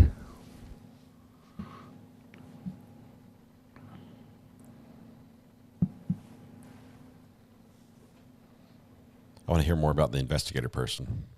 What did they talk about?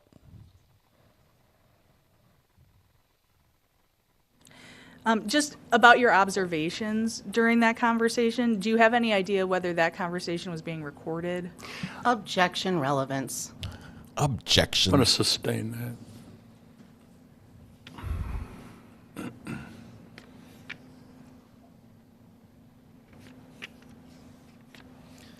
I believe you're looking at the Now, Mr. the Klug, court do you recorder. have any Sarah Boone Letter expectation Fund. of getting money as a result of testifying Thank you, in this TW. case?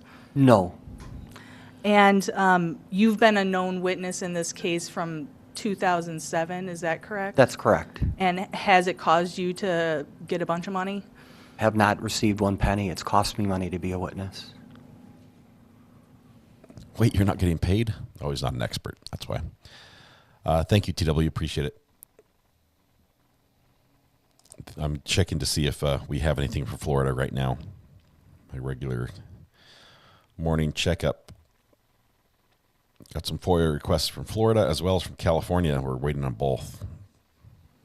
Okay, I have no further questions, and I would just move the exhibits that were testified to, so that's Could you, 11. just say those numbers for the record? Yes, so that would be 11, 12, and 13. All right, subject to cross to 11, 12, and 13 will come in. Look at that Who's sweater, doing the cross? the court clerk. Go ahead, Ms. Renner.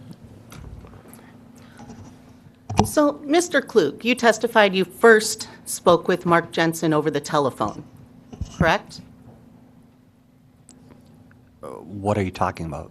When you very first met Mark Jensen, your first conversation with him was over the telephone. Yes. And this was the conversation about transitioning from your former brokerage to Stifel Nicholas? Yeah, that's correct. And this was a business conversation. Yes. It's not a social or a personal conversation? No, because I didn't know Mark. And you then met Mark in person on October 1st? Yes. And that's when he was in Appleton to help with the transition? That's correct. And your conversations that day were also business related? That's correct. They weren't personal? That's correct. Now, Mr. Jensen had become your supervisor upon the transition, is that correct? That's correct. And that's because you did not have the right kind of license to supervise the office? To supervise the trades. He was managing the trades. I was managing the day-to-day operations of the office. Now, Mr. Jensen, though, is only your supervisor for about 5 months. Yes. In fact, he worked out of the Racine office. Correct. You were in the Appleton office. That weekend in October was the only time that you had Mr. Jensen in your office, is that correct? Yes. As your supervisor? Yes. And that's when you got your Series 8 license in March of 1999, correct? That's correct. And after that, Mr. Jensen was no longer supervising you in any way? That's correct.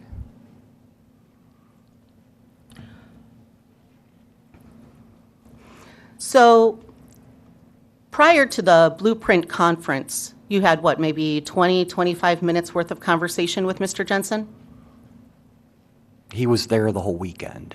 He was there? Yes. But you said he was hanging out in an office? Yes, with the door closed. And so he was talking, but he was talking to you during that whole weekend? Yep, he was stuffing envelopes, right? There would have been some conversation, probably if I had a question on a form or, procedures.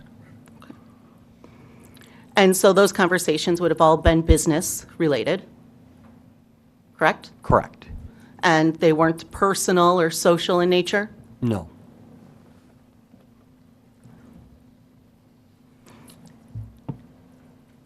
So then you go to the Blueprint conference, correct? Correct.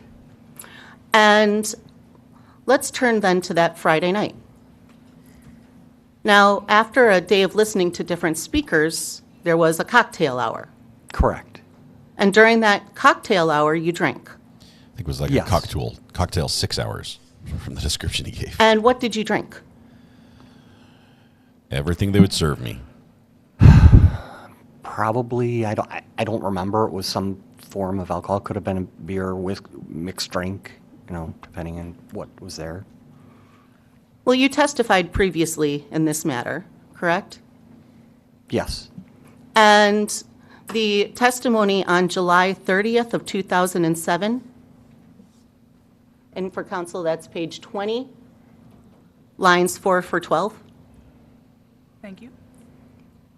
So on July 30th, you were asked the question, would you have a cocktail prior to dinner? Answer, yeah, that there would have been a social hour before dinner. Correct. Question, and what's your usual drink? Answer, a couple of drinks. Question, and so what's your usual drink? Answer, I'll drink a Bud Light. Question, so you think you had at least 2 Bud Lights and a couple glasses of wine? Answer, correct. Was that your testimony? You're reading it. I don't see it in front of me. Do you recall testifying to that? Yes. And Ooh, it's getting testy already.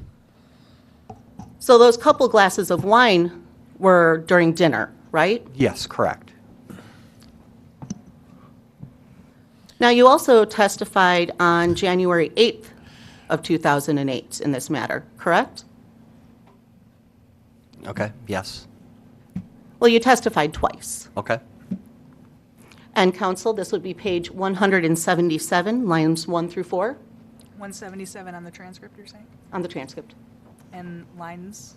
1 He through 4. drinks Shirley Temples. So on January 8th of 2008, you testified in this matter. And to be clear, for both of these times that you testified, you did have to raise your right hand and swear to tell the truth, the whole truth, and nothing but the truth. Is that right? That's correct. And you did testify Yes, that's what you're reading. after swearing to do so, right? Yes. And on January 8th of 2008, the question was, and on Friday night, you had a happy hour? Answer, there was a happy hour, yes. And question, you had 2 Crown and Cokes? Answer, yes. Was that your testimony on January 8th of 2008? Yes. So today, you don't remember what you drank that night. It was 20 years ago. But it could have been beers and it could have been Crown and Cokes? Possibly. And as we already established, you had a glass or 2 of wine at dinner. With food, yes. And then after dinner, you went to the lobby bar. Correct. I think she's trying to establish a pattern. And you were drinking in the lobby bar, Correct. having about 1 or 2, probably about 2 an hour, would you say? That's what he testified to know. before.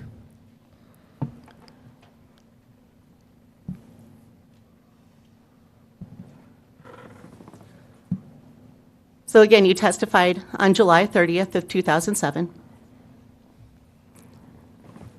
Counsel, this will be page 20, lines 16 to 25. That's the page on the transcript? Yep. For July 30th, 2007. Right, let me just, Just slow this down. Why is the camera crooked? transcripts. You guys seen that? Can we have your copy so you don't read it anymore? Because this makes our witness look really bad.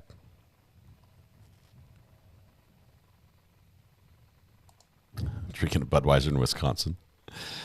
Isn't that a crime on its own? She's trying to say that he was drunk. That's what she's getting at. Maria's making the popcorn. This is the good part. This is what we came for.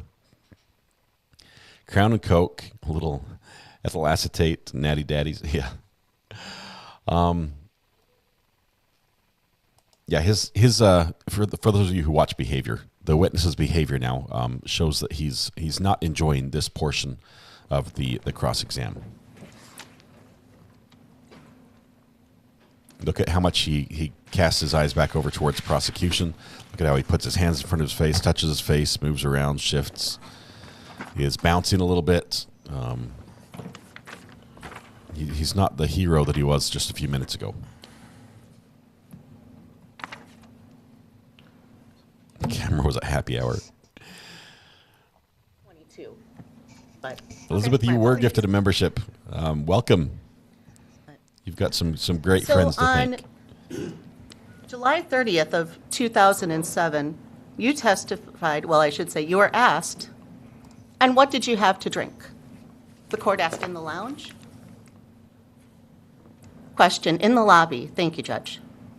Your answer was, at that time, I would have had a few more beers with the group.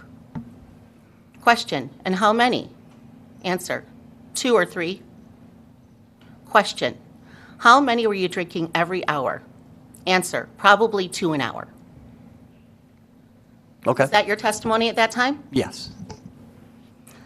And that night you were drinking a mixture of Crown Royal and Coke and beers? Yes. So in total, you had probably 11, 12 drinks that night? Possibly.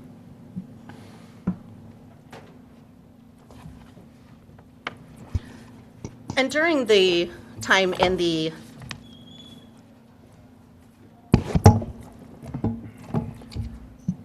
bar, you were socializing, right? Yes, You were talking to different people, correct. and you said that things started to clear out towards the end. Yes, But at bar close, Don Cooper was there, yes, and Ron Ruck was there, yes, Kelly Labonte, yes, Mark Jensen, yes. and a number of other people that you maybe can't remember. That's correct. I know there was a broker from Ohio, but I can't remember his name. What time did the bar close? Yeah, we're going to do the math on the drinks here Probably in just 2 a or minute. 2:30. I think she's going to do it for us. So 2 or 2:30, the bar closes. And at 2:34, you are on the phone with your wife.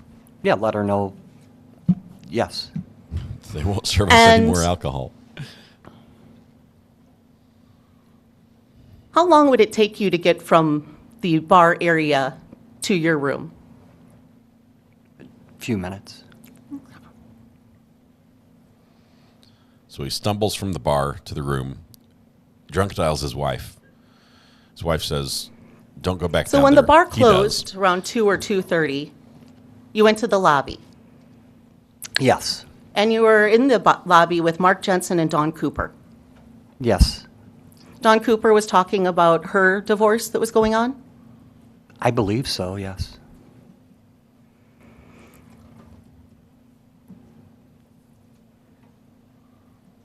So about 2:30, you go up to your room to call your wife. Yes. And that phone call was at 2:34? Yes. And it was a 2-minute phone call? Yes.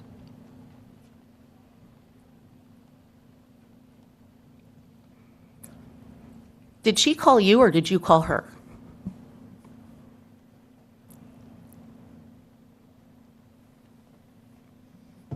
I called her. You called her? Yep.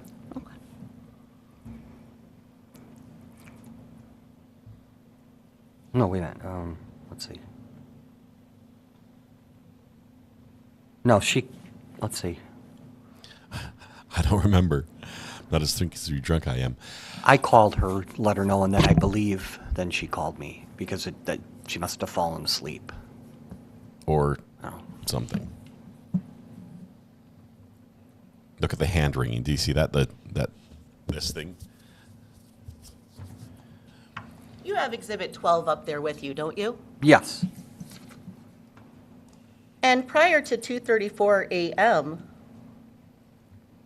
the call before that was from November 5th.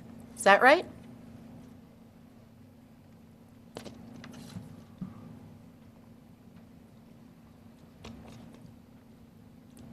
At 11:12 a.m.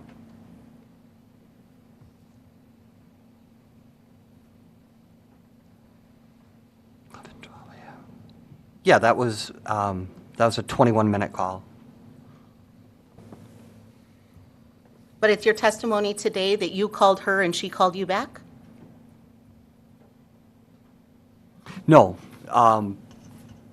Yes, you're confusing me. But that's what you did. Look at that shifty. He just got caught in a mistake. That's what he testified. Now, it's your testimony today that during this 2:34 a.m. phone call, you told your wife that Mark was talking about killing his wife, correct? Correct. During this 2-minute phone call. Right? I would have checked in and just said, hey, there's conversation, what's going on, and went back down. Now, on July 30th, 2007, you testified about this phone call as well, right? Yes. And counsel, this will be page 69, line 19.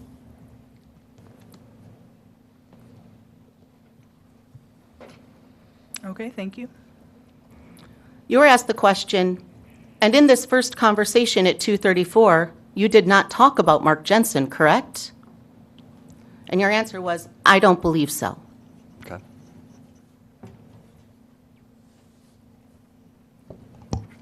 That was your testimony? Yes, you're reading it. It's not going well. But after this conversation with your wife, you go back down to the lobby Yes. and you meet back up with Mark Jensen and Dawn Cooper. Yes. And at this point, you're having a discussion about your significant others. Yes. The three of you are talking about Dawn's divorce. Correct? Yes. I doubt it. And Ms. Cooper, Dawn Cooper, was upset. Would that be fair to say? Yes.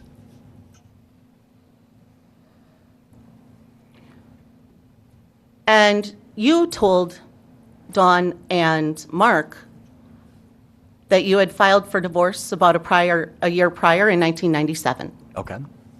Is that correct? Yes. And you filed for divorce in part because of this non-sexual relationship with Stacy Bauer? It may have been one of the reasons. It may have been. It may or may not.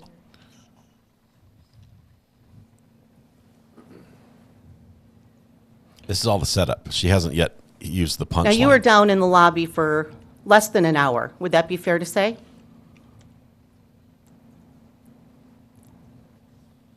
Yes. And we know that because you have this second call with your wife That's correct. at 3:38 a.m. Yes. And that was a 4-minute phone call? Yes. Then there's another call at 4:01 a.m. Yes. That was 1 minute. Another call at 4:02 a.m. That was 4 minutes. Yes. And another call at 4:06 a.m. That was 5 minutes long. That's correct. Someone was hanging up. Did you hang up on your wife during that phone call? Did she hang up on you? Probably. Probably. Yes. And then called her right back? Yes. So you two were arguing during that conversation? Possibly, yeah, because of what I had told her.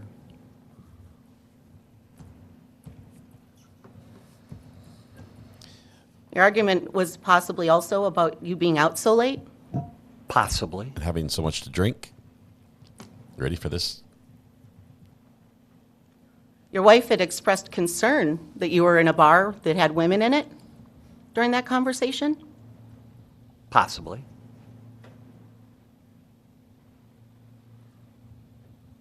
Possibly.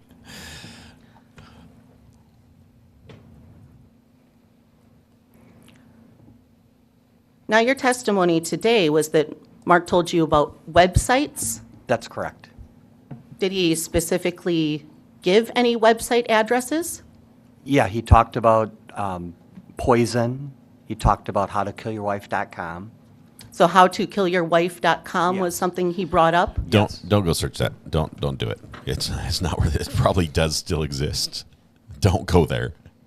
Because then if anything bad happens, you're going to be pinned. Now, for the it. next morning, Pete Stone, welcome to the gallery. Thank you for becoming a member. you spoke with Ronald Ruck earlier in the day. Please take your seat Yeah, on the he front. came to my room to pick me up to go to the conference. And at that point, you told Mr. Ruck that you had stayed up all night with Mark talking? Yes. And you had told him that you had stayed up late talking about killing your wives. Right? Yes. So you were a part of that conversation as well. Here it goes. What do you mean? I was Whoa, I whoa, was whoa. talking to Mark. And you were wife bashing. Yes. What specifically did you say about your wife? I don't remember. Probably this fact that I had filed divorce and we got back together and, it's And that I love her and she's perfect. having conversation. So it's your testimony today that you didn't say anything mean about your wife that night? I'm sure I did.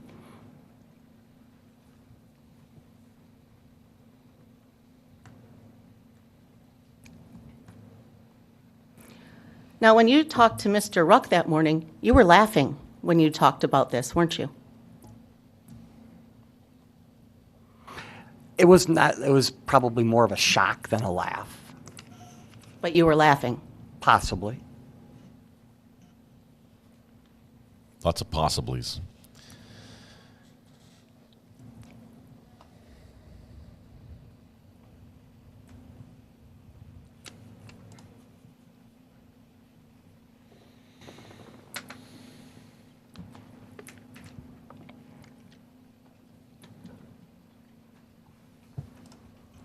I was talking about how much I hate that I'm so in love with how perfect she is.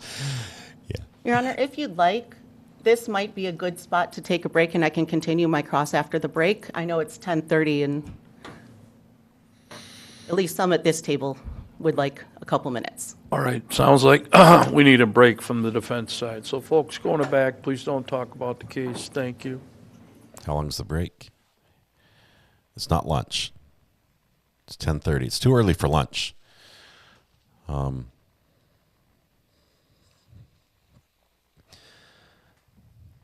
Let's see if there's any hot mic here before they, or at least give us a time frame of how long we're going to be on break.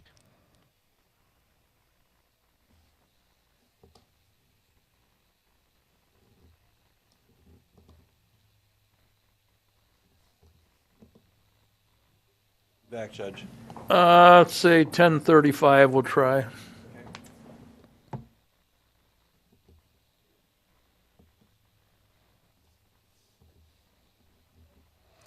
10:35. All right. Why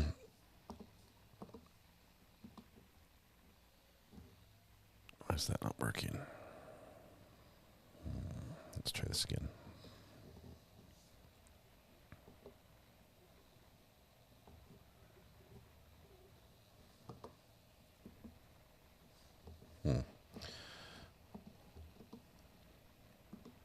There we go. So we'll keep an eye on that just for a minute. All right.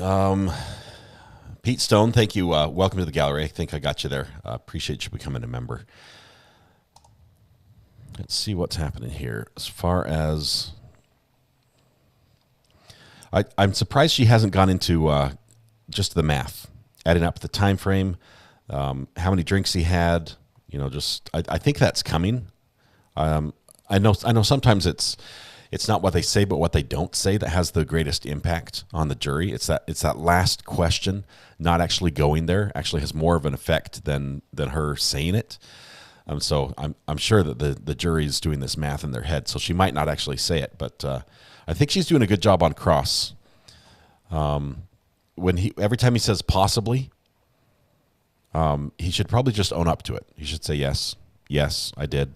And be able to explain it on cross as to why he was laughing when he talked about this. Just that it was so odd, it actually sharing this with someone was so awkward that he was laughing to break the ice of the awkwardness of the situation type thing. That would be better than to say I wasn't laughing. Well, possibly it was, So I think she's doing a good job getting to him, for one thing, and I think there's more. I think also that they're sort of strategizing right now in this break. I don't think it's a restroom break, first of all. I think they're strategizing how to get at this last little bit based on what he said so far. So they're going to discuss this a little bit and then finish up their cross. And I think they need to hit a home run, really. I think they need to get a really good confession or get the witness to admit to something that is a win for them, because he was a very good witness for the prosecution. Maria says, when this trial first started, I thought it was an open-shut case. Now it's a guessing game. Yeah, there's a lot of witnesses still to go. We're in the top of the first inning as far as the witness list goes. So it's still too early to see what's going to be said. He's laughing and talking with people like they're his friends. It looks like he gets a break too. So he's going to step out.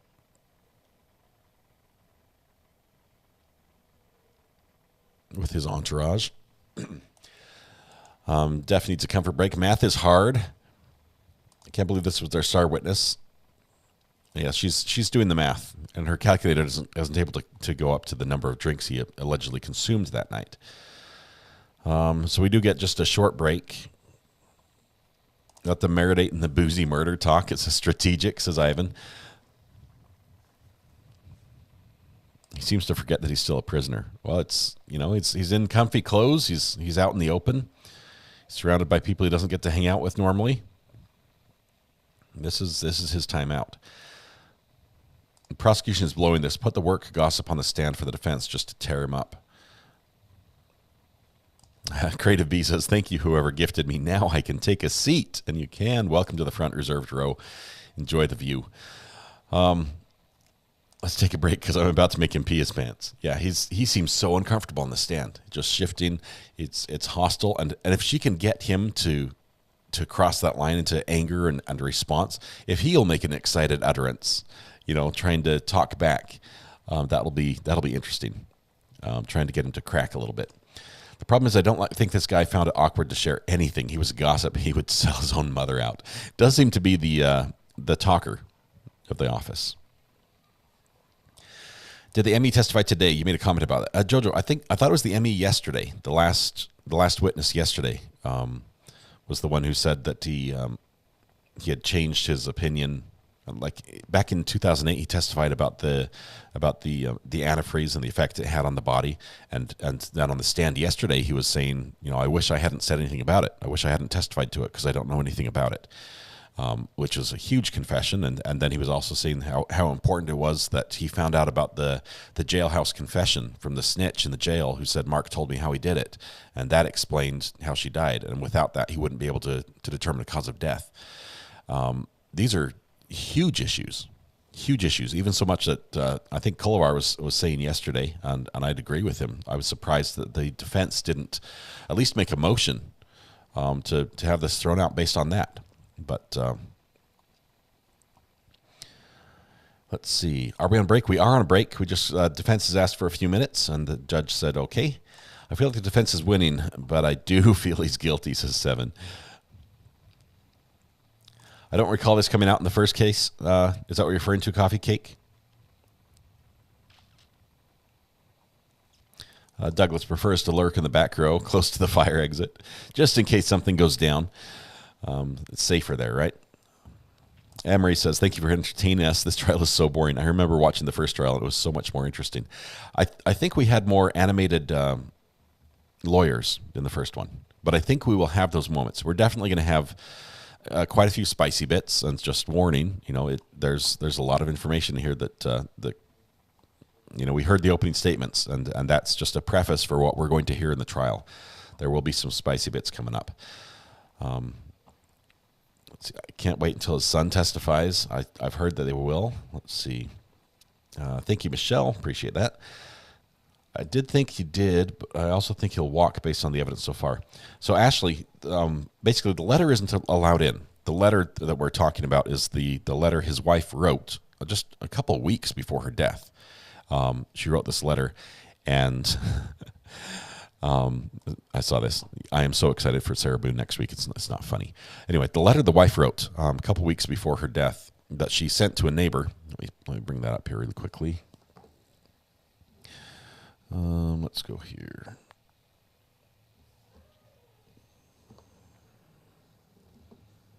Okay.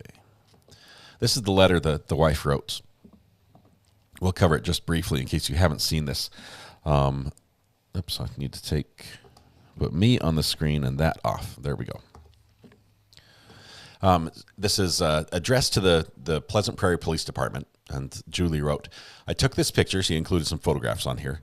Or some film. And I'm writing this on Saturday, on November 21st, 1998 at 7 a.m. This list that's in the photograph was in my husband's business daily planner, not meant for me to see. I didn't know what it means. I don't know what it means, but if anything happens to me, he would be my first suspect. Our relationship has deteriorated to the point to the polite superficial. I know he's never forgiven me for the brief affair.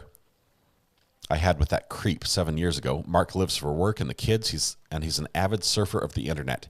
Anyway, I do not smoke or drink. My mother was an alcoholic, so I limit my drinking to 1 or 2 a week. Mark wants me to drink more with him in the evenings. I don't. I would never take my life because of my kids. They are everything to me. I regularly take Tylenol and multivitamins, occasionally take over-the-counter stuff for colds, Zantac or Imodium. I have a prescription for migraine tablets, which Mark uses more than I. I pray that I'm wrong and nothing happens, but I'm suspicious of Mark's suspicious behaviors and fear for my early demise. However, I will not leave my 2 kids. My life's greatest love and accomplishment on my wish is my 3 Ds, Daddy and her 2 kids, which the names will start with D. So that is what the letter said, and that letter is not being allowed in this trial. At least it's not being allowed in the way it was presented before as evidence, where she was basically testifying against him from the grave without being able to be cross-examined. Now, is it a possibility that the manuscript that people are talking about, that Mark wrote this manuscript where he mentions the letter, where that will be accepted in, and because it's mentioned there, it can be brought in a different way? That'll be interesting to see. That would be very interesting if that letter comes in, not as evidence of testimony that way, but in another manner. Ashley says, I almost forgot about all the spicy words we're going to be treated to. Yes, there are a lot of spicy words. And I won't go any further into that. Why aren't you streaming the Alexander Jackson triple murder case? So much more interesting in this case. Just saying. We've been following this one. I know sometimes it's hard to choose, and it has to do with the availability of a video and which sources I can use and how. But we made the call on this one. It's hard to switch mid-trial and get caught up.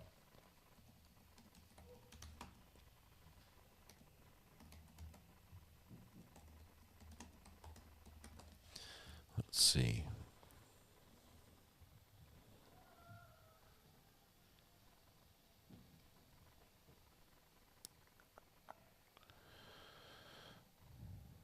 Let me see if I can pull this up here. That one's out of Iowa. So the trial started this morning. 3 days of jury selection. He's accused of killing his mother, father, and sister in June of 2021 in Cedar Rapids. He's pled not guilty. Told police someone broke into the home and killed his family. He faces 3 counts of first-degree murder charges. Trial is expected to take 9 days, excluding holidays and weekends. It's the second triple homicide case in Cedar Rapids history. So we'd need some more feeds other than Law and Crime to make that happen. But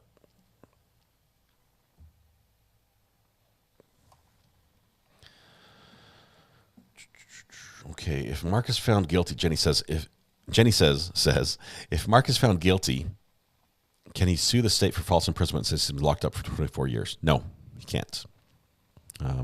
They'll just say, "Oh, sorry, you're out now."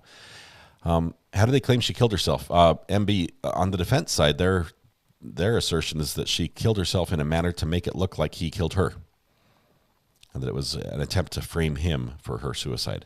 That's their story, and they're sticking to it. The Jackson one's also fast moving. I'll have to see what other. So Christy and Danielle, can you get me the news stations in that are in the area in Iowa, the channels that are carrying this feed live, more than Law and Crime? I can't just use them. Sunshine Sunflower says, thank you for covering this trial. It's very rare to see a trial from one that's gone up on appeal and won. It is. That's what raised this on the radar. Is the chat on the screen? It's been turned off. I will turn it on if nobody else has. Oh, I got it here. Okay. There we go. So yeah, Sunshine Sunflowers is very rare. This appeal, it's strange. It's been a long time. It's an old case that gets retried. If you ever seen the movie Gone Girl, this letter has those vibes to it. Have not seen the movie.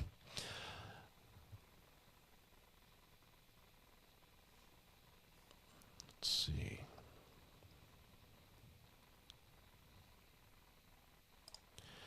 Saying I've never cut a retrial before, so I find this very interesting. I do as well. I'd like to see the difference. I mean, how many times do you get a do-over on something as big as this?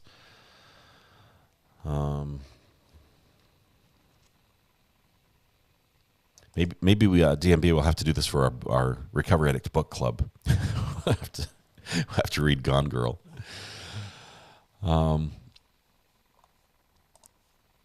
I don't know. I have no idea what's in it, but Cachet says, I'll be devastated if he goes free. The case is so obvious. The dying declaration letter should not have been excluded. I hope she retains justice. Heartbreaking.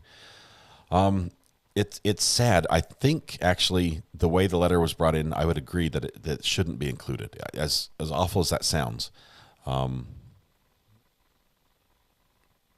It was brought in as testimony against Mark, and he has the right to question his accusers.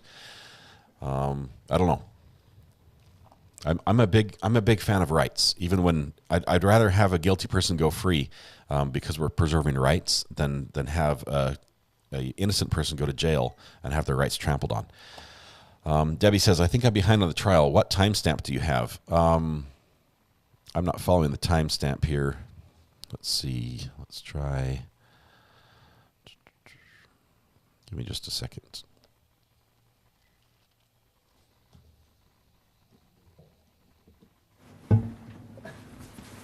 Hot mic. I think we're live. We're just a couple seconds behind live right now. It's a movie about a wife hating her husband so much that she stages her own murder. Is it kid friendly or is it pretty rough?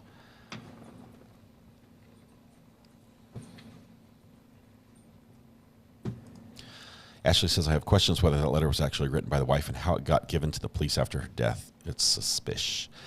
It was the friends that she gave it to that didn't open it and then delivered it to the police after her death. Rose, Goals, and Coins. Good to have you here in chat. Would love your assistance with setting my streaming equipment. Please email me at the address on my page, please, and let's discuss it. Rose, I will do that. I'm happy to help anybody who's trying to get. All right, we're back on the record on Mark Jensen. The appearances are the same. The jury's back in the courtroom. We're continuing with the cross-examination.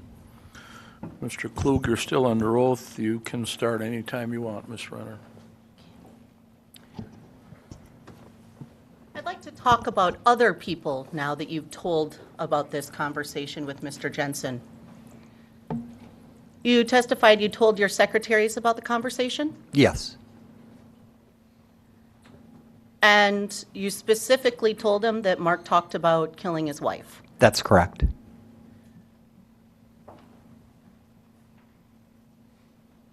And it's your testimony today that you told them the Monday after the Blueprint conference? Or the beer conference, whatever you want to call it. Yes.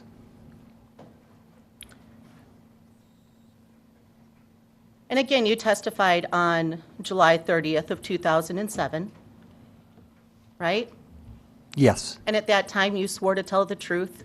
I'm objecting. This is asked and answered. Just go to the line. But where are we going again? What subject are we at? It was asked and answered. We are talking now about his conversations with other people regarding the conversation with Mr. Jensen. When she says, and at that time you swore to tell the truth, she's setting up to say, are you lying? So if the question is She's gonna about confront something him. previously said in testimony, just go there. Instead of all these preliminary questions, you testified before, or you swore to tell the truth. I'm objecting. Are you trying to impeach him with prior testimony? Yes. And what was his answer? What did he say? Get straight to it. different? On page 68, line 24, Which date, counsel? the 30th of July, 2007.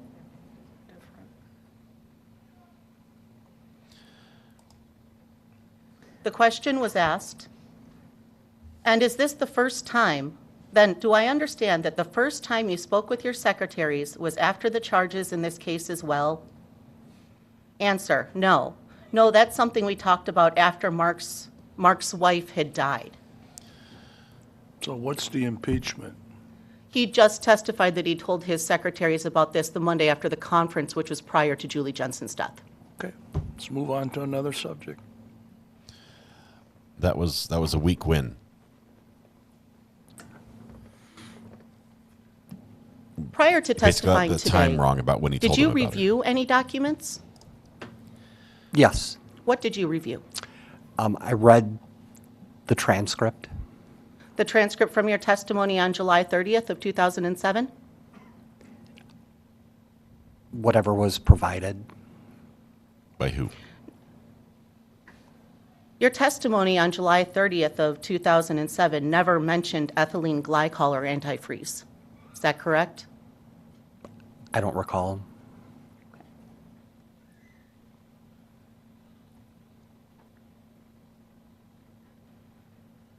Wow. Your testimony that day talked about poisoning with Benadryl, right? Yes. First time you testified about antifreeze was on January 8th of 2008, right? Yes. That's good. Good, straightforward answer.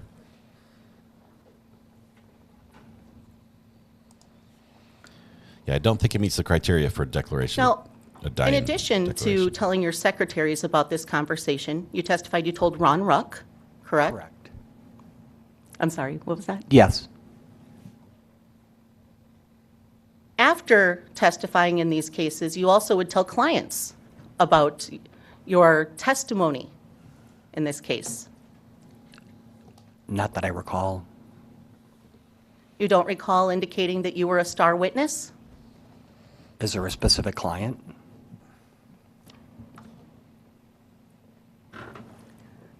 You also had a viewing party for television coverage on this case. I had a client that owned a supper club, and yes, I had invited friends to watch the 2020 in 48 hours, I believe. 48 hours. The same 48 hours we watched yesterday. And that was a viewing that you set up? Yes. You invited people to it? Possibly. Okay, let me pause this for just a second. Now, We're trying to sync up the I'd audio like here. to direct your attention to Exhibit 13. Is that up there with you still? Yes. And that's your notes about this case? Yes. Pause for just a second. And today, you testified first that you wrote those in 2007. And then you testified you wrote them in 2002? No, it would be 2002, because that's what the date is on the notes. So you didn't write these That's the wrong immediately picture. after your conversation with Mr. Jensen? No. You didn't write them we're back in sync. the year after 1999? No. You didn't write them in the year 2000? No.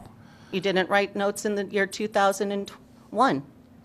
No, it's 2002. You can get right to that date. So there was 4 years in between the conversation and your notes? Yes.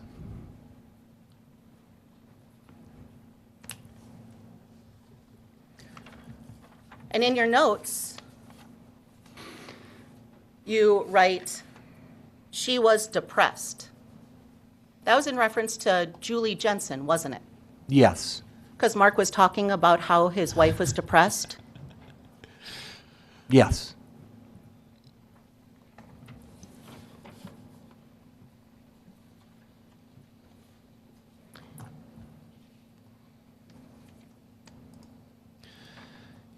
Two people walked into court late. They You need to also- identify themselves.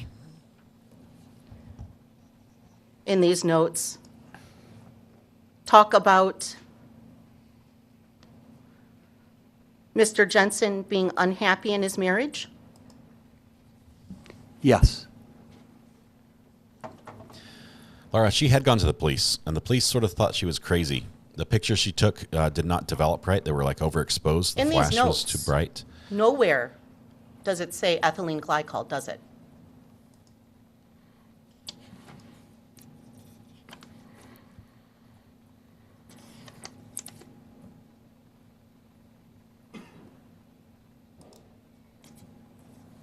No. And nowhere does it say antifreeze. No. The only drug mentioned in these notes is Benadryl. That's correct. She's basically pointing out that he read the notes and now has changed his testimony. He's testifying to things he didn't testify before about. Now he has all this information about ethyl glycol, Benadryl. Now, you said you ingredients. created these notes for a anticipated conversation with police or the district attorney's office? Yes. And you testified that you called the Pleasant Prairie Police Department. That's correct. In fact, you called the district attorney's office, didn't you? I don't recall. I know. And at that Were time, you drunk then too? when you called the district attorney's office in 2002, that was after Mark had been charged, Yes. and you had read the criminal complaint at that time? I did not read the criminal complaint. No? Nope. Is this like a disgruntled employee situation? When you spoke with the district attorney's office in 2002, you did not bring up this conversation, correct?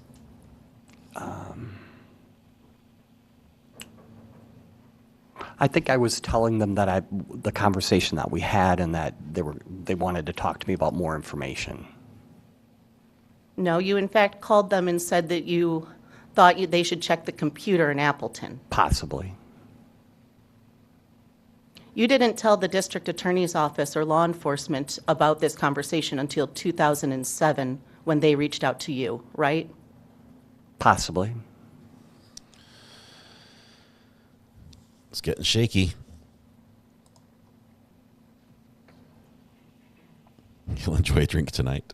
And as far as these notes go, you testified about the note in 2008 in January, correct? Yes. But you also testified on July 30th of 2007. And page 23, counsel, beginning at line 19.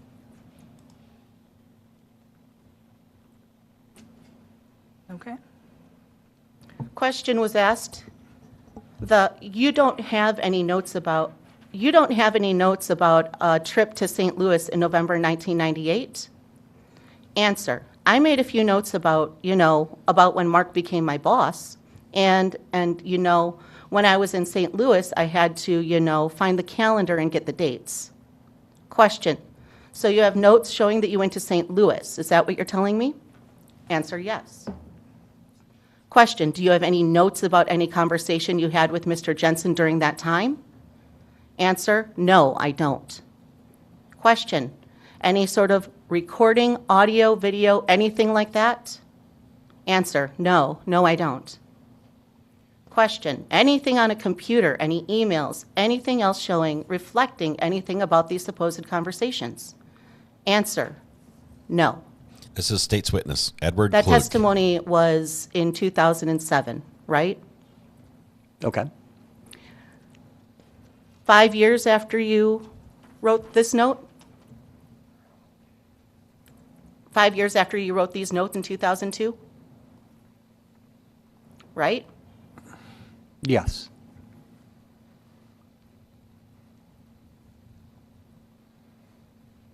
And looking at these notes, it appears that there are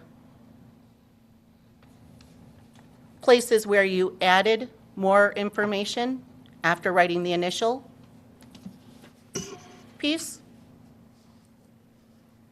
Is that true that you did that? Those are my notes. I don't know if things were added. You don't know if things were added, I don't know. but they're all in your handwriting? They're in my handwriting, yes. But most of it is in cursive, but some of it is printed? Possibly, yes.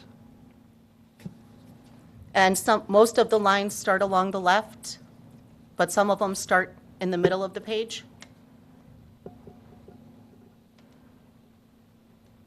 Yeah. Those would be things you added later? Or after I read it.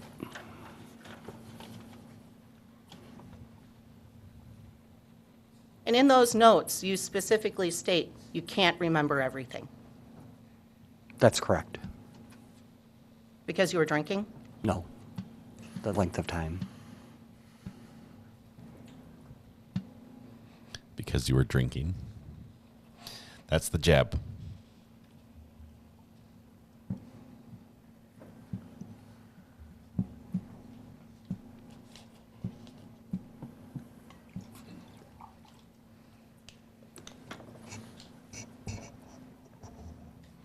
Now, Mr. Klug, you're no longer a stockbroker, right? That's correct. You're now working in real estate? I'm a realtor, yes. And Does he sell land on the shore of Michigan? while you Lake were a Michigan? stockbroker, there are times that you would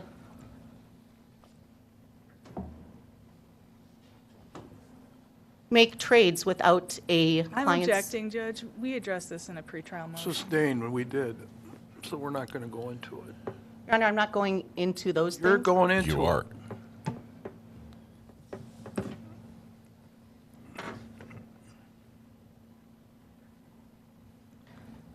From 2013 to 2015, you worked with a woman named Shelley Burnt. I'm objecting to the relevance of this testimony. If some other witness is going to be called, then that's relevant. But in terms of what Mr. Klug has to say about that, that's not relevant. What sort of relevance are we trying to establish? This is prior acts of untruthful conduct. Judge, this was the subject of a pretrial Go in the motion. back, folks. Go in the back. Here we get a fight. She's got the twitch of the lips when things aren't going well.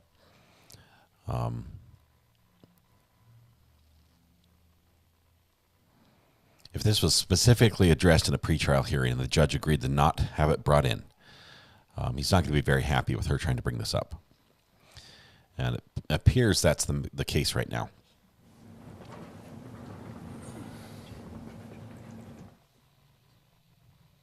Jury is outside of the courtroom.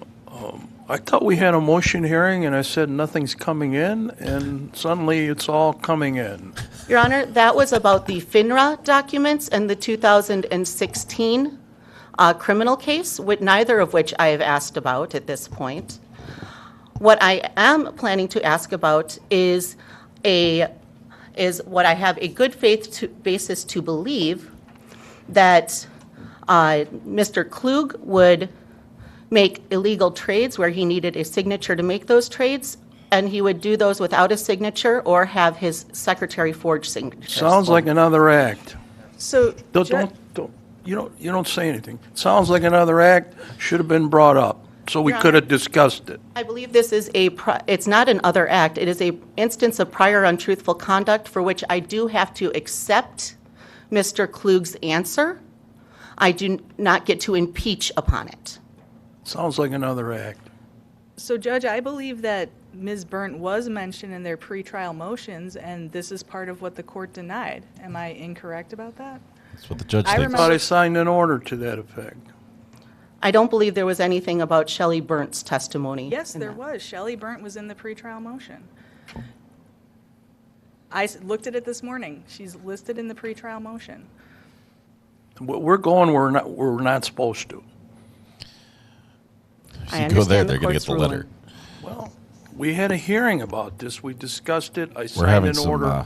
YouTube And issues. I'm always amazed They'll miss when we get in a you. trial, people still try to get in evidence that's been denied. Judge, Attorney Krause, my concern is that this is specifically about the untruthful conduct of a witness, which Should have is been not, brought up prior to all this. it's not specifically in other acts. You're trying to get it in a back door. We're not trying to get it in a back door. This is information that the prosecution has. This is not a back door. They have this information. It's not Judge. coming in. It should have been in a pretrial motion. Under 90608, we have the ability, we have the right to cross-examine a witness under sub 2 and sub 1 about their characterful truthfulness, and that's what this is. Well, we had this massive motion hearing, and we talked about all these issues. The only thing that was talked about was FINRA and that one prior conviction. We talked about more than that. Not as it related to Mr. Klug. I believe that we did. If we pull up the defense motion, it specifically references Shelley Burnt and what she would have to say about Mr. Klug. So I don't know why we're debating what's in writing. I agree. Where in the signed order does it say that we cannot go into Mr. Klug's untruthful character? I'll look it up. We had a motion hearing. It was all brought up. I signed the order, and now 906.8. It's not coming in. That's the one. Under 906.8. So the court's not going to allow the defense to cross-examine this witness about specific Here comes an instances of objection untruthful character. for appeal. well, you should have brought it up when we discussed all these other acts. Judge, I'm just asking a question so we can clarify the appellate record. You're not going to get an Court's not answer allowing that us you to. want. I just want to know if we can cross-examine. You understand that? I do, Judge. You're not going to box me into something. I'm not trying I'm not to- going to play that game. I'm not trying to do that. You Judge. are. I'm just trying to clarify because there are. I told you we had pretrial motions. Judge, I want to know. You so were that- here. I know I was. So was Miss Renner. I want to know for when we call witnesses, so I need to clarify this so I can determine Maybe look whether at the order I signed in the motion you filed. It's not coming in. Bring the jury back. Oh, man.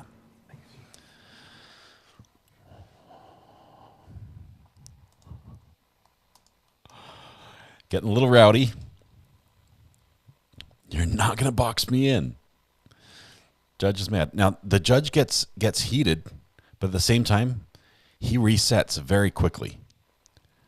And it's like he doesn't hold a grudge after these exchanges. I think he's a good judge that way. I imagine if there's some more back and forth, he'll be very calm and very polite.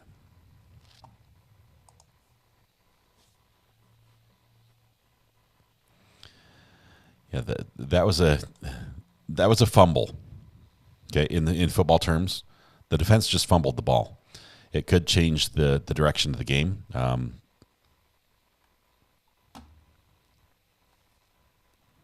I believe there is grounds for appeal on that.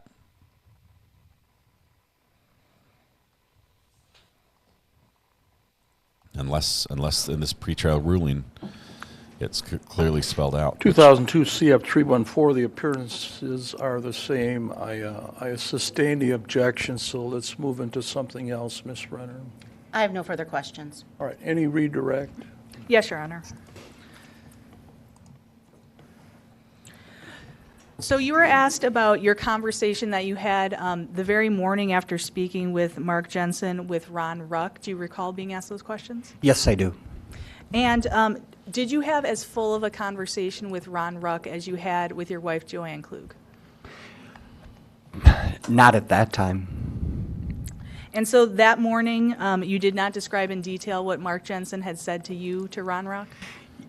I may have told him that what Mark was planning on doing, because Mark was also his manager and wanted to let him know the character that he was working with.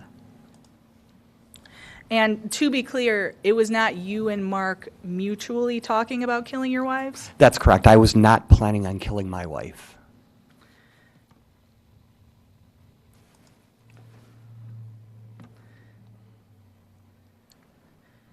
Photographer just used like several data cards worth of pictures during that exchange. That was the moment they wanted. So, Mr. Klug, you were asked questions about your initial testimony in July of 2007 and whether you specifically mentioned ethylene glycol. Do you recall those questions? Yes, I do. Now, at that forfeiture hearing, you did testify about Mark telling you about a substance that would slowly crystallize you from the outside. Is that correct? Inside out, yes, correct. Or inside of your body out? That's correct. Okay, so you recall at that time not saying ethylene glycol, but talking about crystallizing. That's correct, because I didn't know what that chemical Sirens was. in the courtroom. And to be clear, at that hearing, you didn't just testify about Benadryl, correct? That's correct. You talked about poisons. That's correct.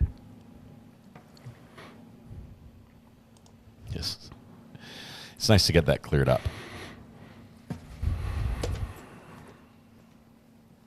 Now, there was some discussion about how you composed these notes that you prepared. So I'm going to show you, this would be on State's Exhibit number 11.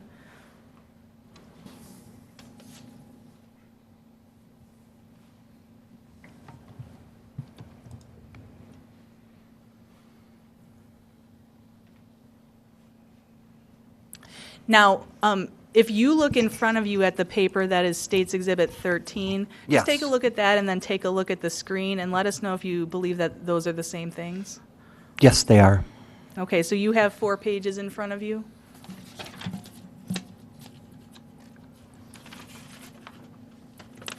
Yes. Okay. And so, as you can see from the screen and what's in front of you, this is clearly not a written out statement, correct? That's correct. And is this how you would write notes to yourself? Yes. I mean, when you're getting a thought, you write it down and then you review it, and you might have some more thoughts, and then you add to your thoughts. Okay, and then when you talked about the date of these notes, you referred to there being a date right on the notes, is that correct? That's correct. Okay, and so is that what we're seeing on the screen here in the middle? These Yeah, two? yes, there's 2 dates, 3/21/02 and 4/10/02. Okay, and so this is where you mentioned Quinn Yorton, correct? Yes, correct. And then calling the DA and leaving a voicemail? That's correct. Okay, and then your feeling about it above that? Yeah, and then I put, people have a tendency to open up to me. We talked for a long time in the lobby of the hotel. He told me how unhappy he was in his tendency to marriage. open up. About his marriage. It's not his fault Okay, that so people that's tell him page things one and he that has you to just tell That's everyone. correct. Yep. Okay, and then page 2? Conversations Could that be spouses? spouses. Yes, spouses. Conversations about spouses. After bar closing conversation, can't remember everything. Okay, so that would be page 2 of your Correct. notes? And then page 3, there's some drawings on page 3? Yeah, yeah, my doodling. Then it says, I wouldn't call those drawings. Let's see, something, conversation, tired, friend to befriend, Mark Jensen, and Is then. that, instead of tired, is that tried? Oh, I'm sorry. Mark tried to friend, conversation friend to friend. Okay, so you were writing down your impression of your conversation with him? Yes, right. Okay, and then you see the word in the middle here, premeditated. Yeah, premeditated. Do you recall where that word came from, why you wrote that? I believe it was because we had the conversation. He buffering. was telling me how he was going to kill his wife, so he had plenty of time to think about how he was going to kill her. And then you have these notes on the side with the various dates. Yep, Friday and Saturday, 11/8, 11/6, 11/7. The blueprint for success. Okay, and then Dawn Cooper was one of the people who was there? Yes. And then it says, is that gay talk? Gay talk at bar? That's what it said. Hotel, 2 a.m. to 3:30 a.m., question mark, after bar, sat in the lobby, drinking coffee. He talked about getting rid of his wife. Mark Jensen unloaded a lot and gave me a story about how his wife had affairs and he wanted to get rid of her. And so here in the middle where you kind of have this crammed in here, he Mm-hmm. talked about killing his wife. Is that what it says? Yes. I guess you can get that. And then finally on this 4th page, that begins with the word psycho. Yes. And did you believe that that was the word Mark had used for his wife? I think so, yes. And then it says something like next Monday, useless here. Yeah. Do you have any recollection of that? Next Monday, useless. I'm not sure what that means. And then thought was odd, talked Yeah. every few weeks. You see those words? Yeah, we never mentioned anything about the conversation, so that's probably what my notes were, that it was odd that he never brought it up again.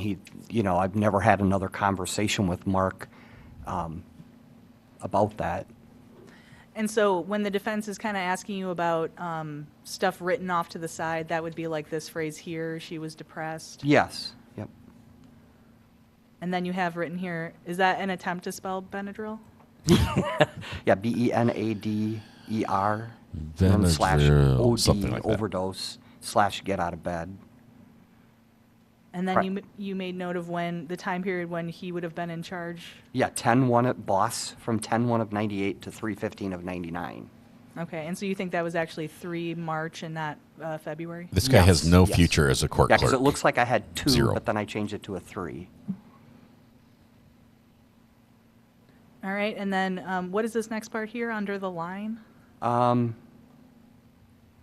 Is that talked? Talk, T-A-L, yeah, talk to people, How about the attorney conversation, just reads it, uneasy because he about. can't. And then the 10/1/01 weekend. Let's see, Kelly came to, so actually, I put 10/1/01, but that would have been 10/1 of. Kelly came to set up office 98. here. So that date would be wrong on there. And then Kelly came to set up the office. Dawn Cooper was best friends with Kelly. I called her back. Fund. Is that backed?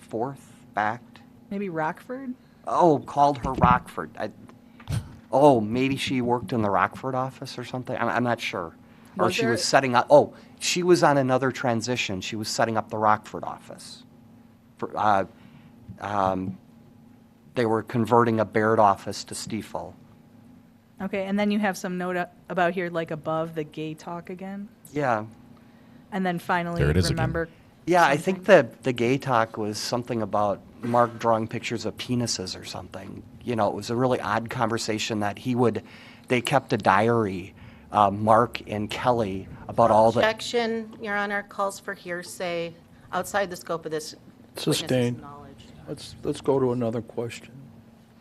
Well,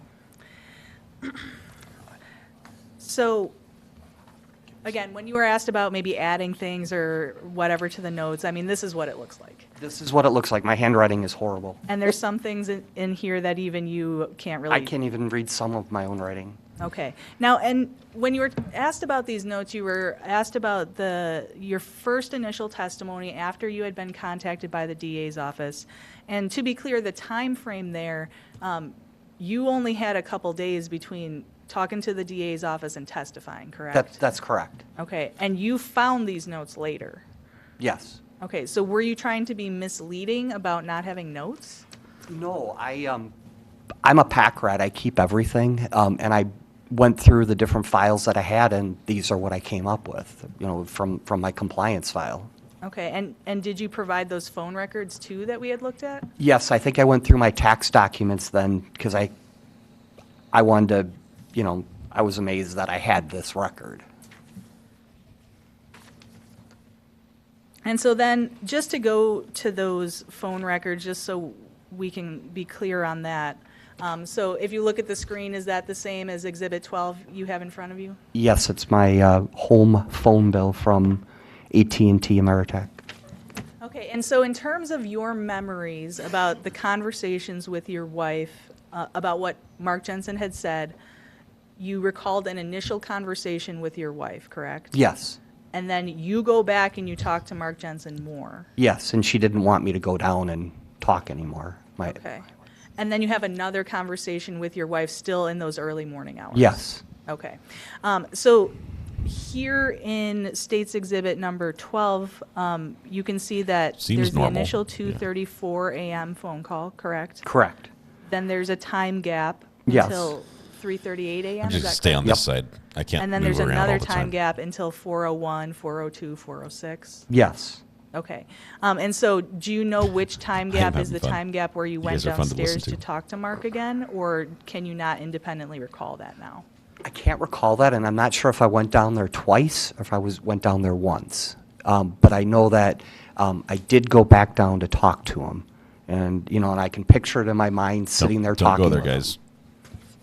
I know there's a joke there. Don't go there.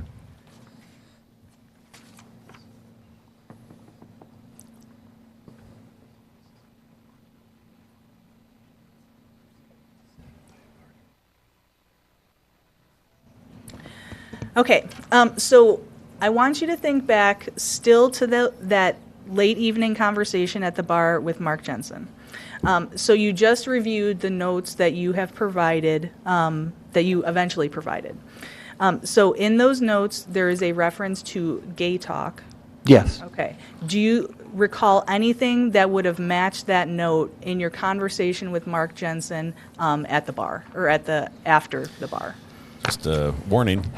The only thing that I remember was the fact that they were talking a lot about penises. Okay, and that's you and Mark being a part of that conversation? Yes. Okay, and that's downstairs at that bar? Yeah. Okay, and you said they were talking a lot, so what do you mean? Well, by it that? was Dawn and myself and Kelly, I believe, and me. Okay, so you at least remember those 4 people? Yes.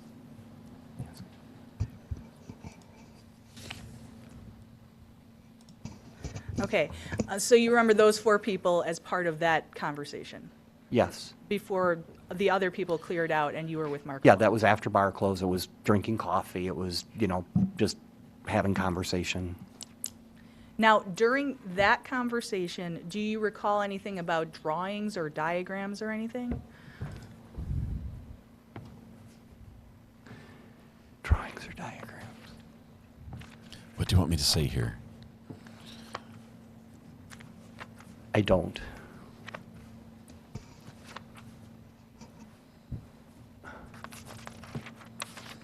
He did go there. The state would not have asked that question unless they wanted him to say yes.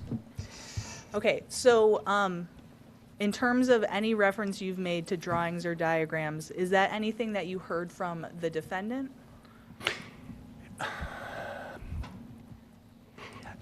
Thank you, Ashley. I know that they were talking about drawings. They were basically comparing different penis sizes, and Kelly was saying, Objection, Your Honor. I believe the witness hasn't actually answered the question. All the of, objections.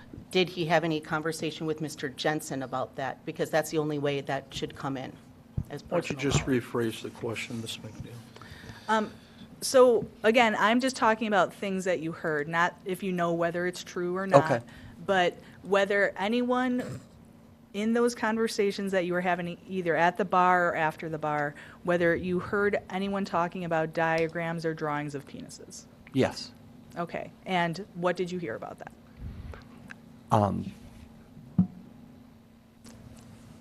There was a lot of talk about different size of penises from lovers and ex-lovers. Okay, and you remember Okay. Kelly Labonte being a part of that conversation?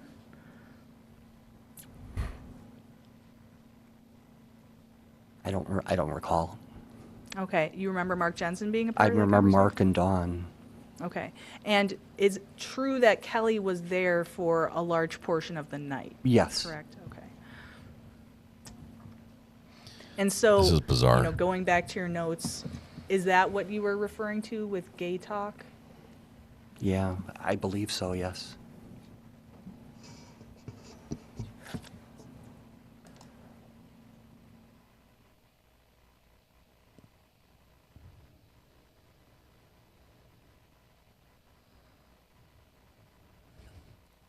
Yes, CG, that's what I heard too. They were drawing pizzas.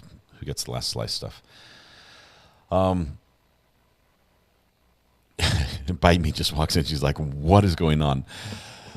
This is the crazy stuff. What you've just testified to, is that something in terms of standing out in your mind? Is that a conversation that was unusual? Yeah, the whole conversation was unusual. So that's not a topic that you typically discussed at bars when you were out with people? No. No.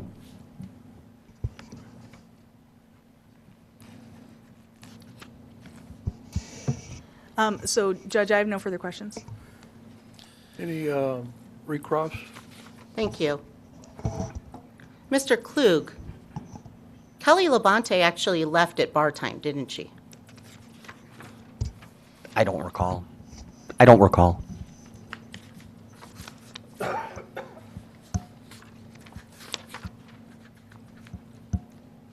And as far as the notes, which is Exhibit 13, you said you testified you wrote these in 2002, right?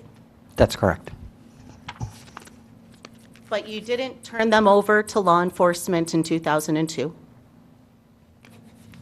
That's correct. You didn't turn them over to law enforcement in 2003? Here goes the numbers. You didn't turn them over in 2004? No. It's 3 years. You didn't turn them over in 2005? 4.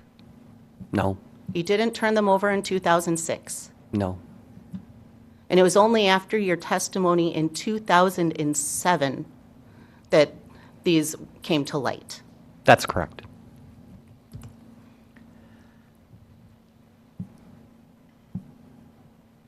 So she's basically saying, is it possible you wrote these after you testified about them? Nothing else. All right, you're excused. Thank you. Did go sideways.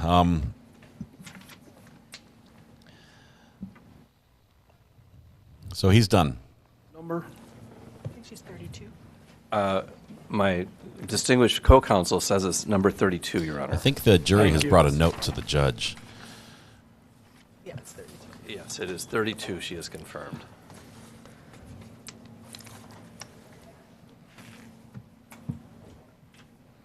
Edna from the library there is holding people's coats. Not sure why.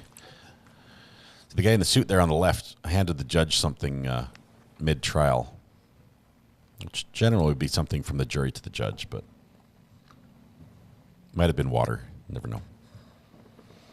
The Wild Lives of Midwest Stockbrokers. Yeah, this trial could be called a couple different things.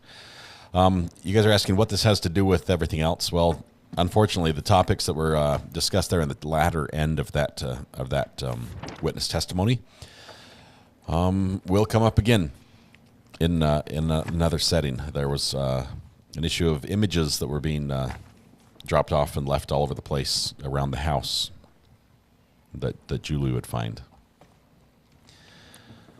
So we'll see what happens. Nope, there are lots of coats. She has all the coats. The jacket she's wearing, we actually learned on a previous trial. I believe that is dog's or houndstooth. Is that what it's called? Houndstooth? That pattern? Just remain standing, raise your right hand, I'll swear in. You solemnly swear the testimony in this matter be the truth, whole truth, nothing but the truth, so help you God? Thank you. You can have a seat. Get as Let's see who close this as you can witness to is. the microphone. Spell your first and last name for the reporter. Ms. Klug, did you hear the question? The judge instructed you to spell your first and last name for the court reporter? Joanne, J-O-A. This is his wife. And N-E. Or Klug, ex-wife. K-L-U-G. And Ms. Klug, do you know Ed Klug? Yes, I do. Could you tell the jury how you know Ed Klug? I was married to Mr. Klug for 29 years. And you say that in the past tense, so you're no longer married to Ed Klug? That is correct. And who filed for divorce, you or him? I did. And when did you file for divorce? That was in 2011, And when was your divorce final? 2013. So it took almost 2 years to get divorced? Correct.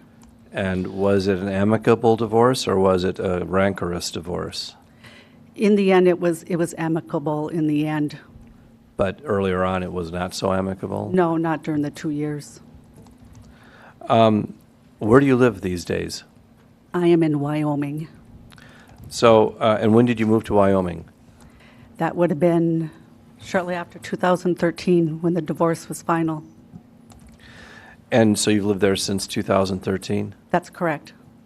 So it's quite a trek for you to get here for the trial? Yes.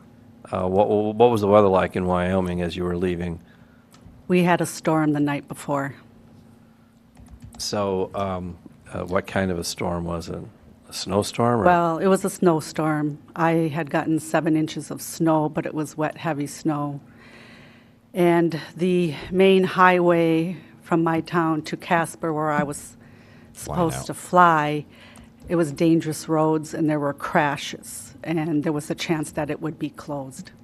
So it was a struggle to get here. Objection, relevance on this line of question. Breaking news, there's a leopard Go on to missing at something the else. Dallas We're done Zoo. with this area. Thank you, Your Honor. Leopard So, missing Ms. at Dallas Klug, Zoo. You were married to Ed Klug back in November, December of 1998, is that true? That is true. And do you remember a time in November of 1998 when your husband, Ed Klug, had gone to St. Louis for a conference for his place of work at Stifel Nicholas? Yes, I do remember.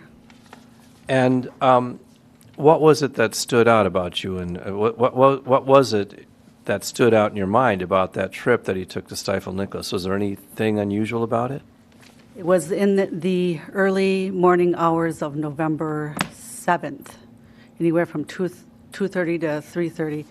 I had 2 phone conversations with him. And so, you know, I probably talked to my wife back in November of 1998 too, but I don't remember the conversations. What is it that would cause you to remember these conversations now 24 years later? I had placed a phone call to the hotel and they transferred me to his room. And he picked up the phone. And what, do you remember anything about that conversation? Yes. What do you remember about the conversation? He said he was having the weirdest conversation with Mr. Jensen and that they were talking about wives. And from there, he said that Mr. Jensen had said that there were websites that you can go on how to kill your wife. And so when your husband told you this, gave you this information, do you remember what your response or what your reaction was to that? Wow. Let me think for a moment here. After he had told me that, he had mentioned the word Benadryl. Was this during the first conversation or the second conversation? The first conversation. Lindsay, you're correct. They After pass you each mentioned other. the word Benadryl, do you recall what your response was to these statements that your husband was making to you? Mr. Klug wanted to go back to the conversation, and I basically told him that he was stupid to do so. And did he listen to you or did he go back to the conversation? No, he did not listen to me. He went back. And did you have any other conversations with Mr. Klug then later that morning? There was a second conversation. So tell the jury about that second conversation. I placed the phone call. And again, he answered it. Do you remember about what time that call was or how much time elapsed between the first and second phone call? It had to have been more than a half an hour. As far as I can remember, it was more than a half an hour. So do you remember anything that your husband told you during this second conversation? In the second conversation, I asked him, what would 2 educated men be doing talking like that in the early morning hours? And did he say anything more about the conversation at that point? At that point, no, he did not. Did you talk to your husband again once he got to the airport? He called me from the airport. And do you remember anything about the conversation when he called you from the airport? He was going to tell me his flight, when his estimated time for arrival, coming home. And then, because the question in my mind after those first 2 conversations, I was trying to understand how can someone die from Benadryl. And did you ask Mr. Klug about that? Yes, I did ask. And do you recall what Mr. Klug told you in response to that question? And he told me Antifreeze. Do you remember anything else about that conversation? After that conversation, no, I do not. I do now, not. At some point, after your husband had returned from the blueprints in St. Louis, do you recall ever hearing about whatever happened to Julie Jensen? That was December of 1998. And how did you hear about what had happened to Julie Jensen? I heard it from Mr. Klug. And what did Mr. Klug tell you? He told me We'll get there on a globe. that he We'll get there. called Mr. Jensen to offer his condolences. So at the time that you'd learned, you'd heard previously about this conversation that Mark Jensen had had with your husband about killing his wife, and then just a month or so later, you hear that Julie Jensen is dead. Did you and your husband discuss whether you should go to the authorities and tell them about this conversation? He had asked me what he should do. And did you have any insights as to what he should do? He put the ball in my court. I put it back into his court. So what do you mean by that? He was there that evening, He heard the conversation. Then he was relaying it back to me. And I remember telling him that if he goes forward with this, that I would stand beside him because he made me party to that conversation. But did your husband come forward at that time? No, he did not. Now, at some later time, you had heard that Mark Jensen had been charged with the murder of Julie Jensen. Is that true? Yes. And how did you learn that Mark Jensen had been charged with the murder of Julie Jensen? That was from Mr. Klug. He told So me that. when Mr. Klug told you about that, did you and he again discuss the likelihood or the appropriateness of him to step forward and tell the authorities about that conversation that he'd had with Mark Jensen? I did not offer any more advice on it. It was like having an elephant in the room. You didn't want to talk about it. I didn't want to talk about it anymore. So he did not come forward in 2002, did he? No, he did not. And when was the next time that anybody talked to you about this conversation that you'd had with your husband, Ed Klug, on November 7th, 1998? Do you remember when the first time you ever spoke to a law enforcement officer or anybody from the government about this? 2007. And what transpired at that time? That was when I was called to talk to Detective Ratzberg, and he asked me questions and he wrote things down about my conversation. And then you testified in 2007? Yes. And you testified again in early 2008? That's correct. And now you're testifying again in 2023? That's correct. As you're sitting here today, is there anything else that you remember about those conversations that you had with your husband back on November 7th, 1998? Is there anything else that you can remember that you haven't disclosed already? Well, in 2007, no, I have no recollection of onward of having a deep discussion about the conversation. He didn't want to talk about it. I did not want to talk about it. But what I'm asking you now is right now today, is there anything else about that conversation, those conversations that you had with your husband in 1998, is there anything else that you can remember about them that you have not already disclosed? Well, December of 1998, when he told me that Julie died, and he gave the condolences to Mr. Jensen, he said that Mr. Jensen told him that she had been sickly and taking too much Benadryl.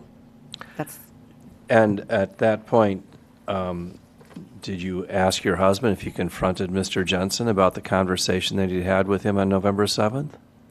No.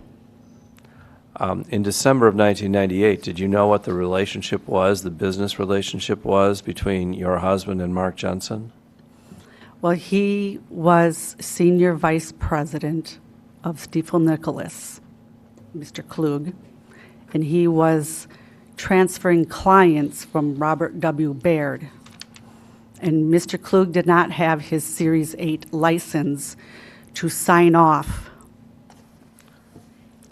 And then Mr. Jensen, he was supposed to be doing that, helping him with the office.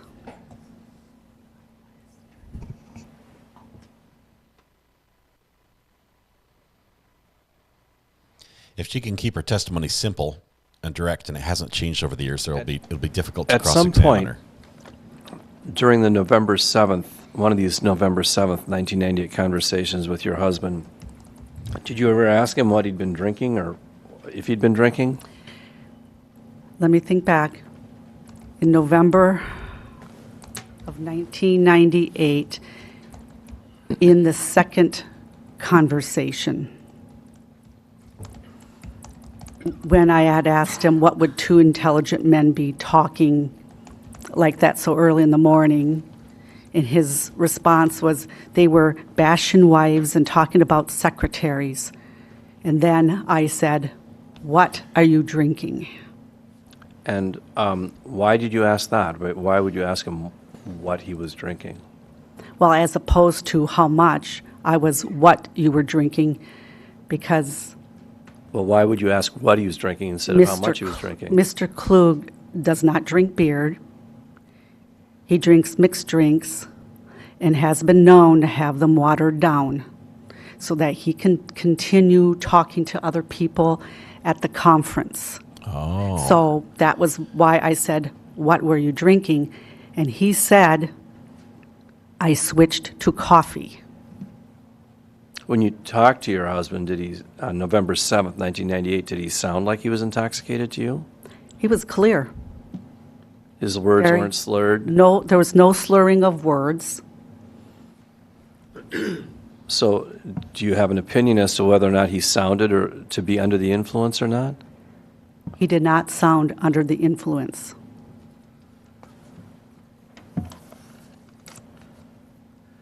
Now,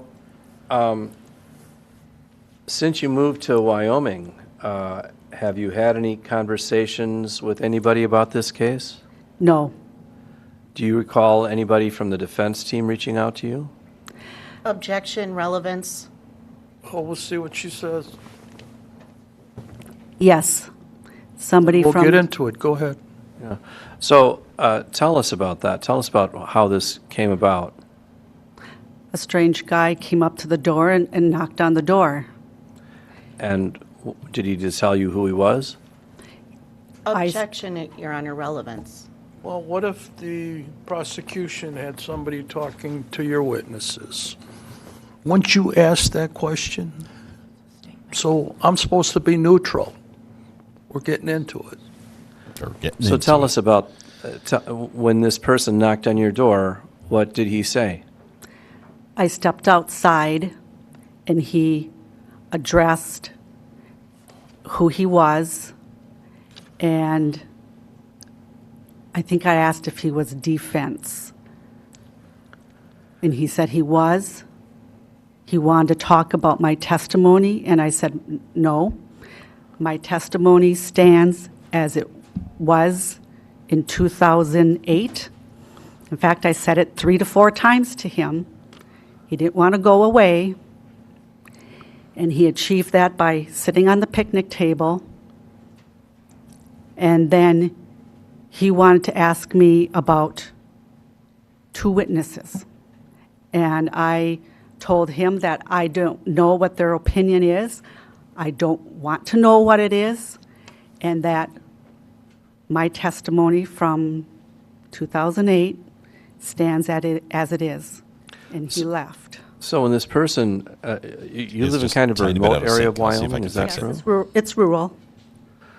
So you're not accustomed to strangers coming to your door? Objection, Your Honor, relevance. Let's move on to something else. Go ahead. So did this person, when they knocked on your door, had they called you first to set up an appointment? Objection, relevance. We'll try to get to the point, Mr. Jones. You can answer the question. No, he just showed up. So when you testified in 2007 and 2008, at that time you were still married to your husband? Correct. And now you're divorced from your husband? Correct. Is there anything about your testimony that would change? Is there anything that you would change about your testimony from 2007 and 2008 to today? No, So you stand by your previous testimony? that's correct. Is that a little better? She needs water. So let's talk about the question, the conversation that occurred when your husband was at the airport on November 7th, 1998. Tell us what it was that you were confused about again. Well, in the first 2 conversations, I didn't get my answer as to how could Benadryl harm you. And so you wanted clarification on that point? Well, I didn't know how Benadryl could kill you, so in that 3rd conversation in the airport, I asked him. What did you ask him? I asked him, how can Benadryl harm you? And he said, antifreeze.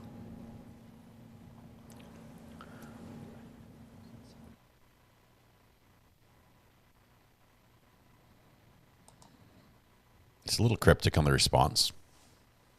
Thank you, Mrs. Klug. I don't have any further questions. All right, who's doing the cross? That'd be me, Your Honor. Go ahead. Ms. Klug, is your last name still Klug? That's correct.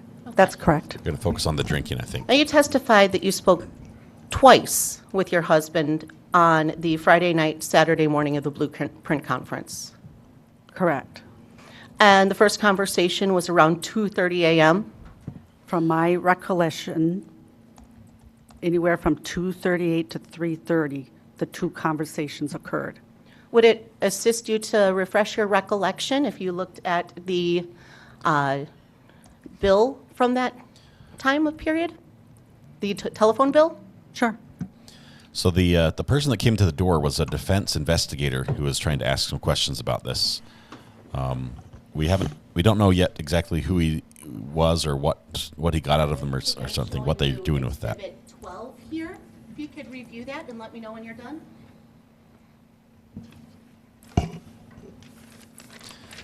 The two have very similar components. One is not deadly to you, and the other is. Antifreeze will crystallize you from the inside out. So it's a bit of a misnomer, but if you're sedated on Benadryl, it's possible then to I'm showing ingest 234 and 338. where you wouldn't be otherwise. Wouldn't otherwise, I guess. Correct. So the first conversation was at 2:34 a.m.? Correct. And that was about a 2-minute conversation. Yes. To me, it was 5 minutes, but it was quick, apparently. Yeah. So again, you're looking at Exhibit 12 right there? Yes. And that's what's showing you that it was a 2-minute conversation? Correct. You indicated that during this conversation, you didn't want Mr. Klug to go back downstairs, That's correct. but he was interested? Yes. He wanted It to go back down? He wanted to go back down, and I told him he was stupid to do so. Did Mr. Klug sound like he was having fun during that first conversation? No, he was just amazed at the type of conversation he was having. And so then there's a second conversation at 3:38? Correct. And how long did that conversation go It's for? showing 4 minutes. So that's the second conversation you spoke about? Correct. Now, there's a number of phone calls at 4:01 as well? Correct. And it appears that there's a number of hang-up and callbacks. Yes, I was checking to see if he came back to the room, but he did not pick up the phone calls for those series of phone calls. Well, for that series of phone calls, I'd ask that you look at Exhibit 12 and tell me how long those phone calls each were. Let's see. 4:02 is 4 minutes, and 4:06 is 5. So Mr. Klug did pick up during those, didn't he? I can't recall at 4:02 and 4:06 the exact time, but maybe it was later than what I thought.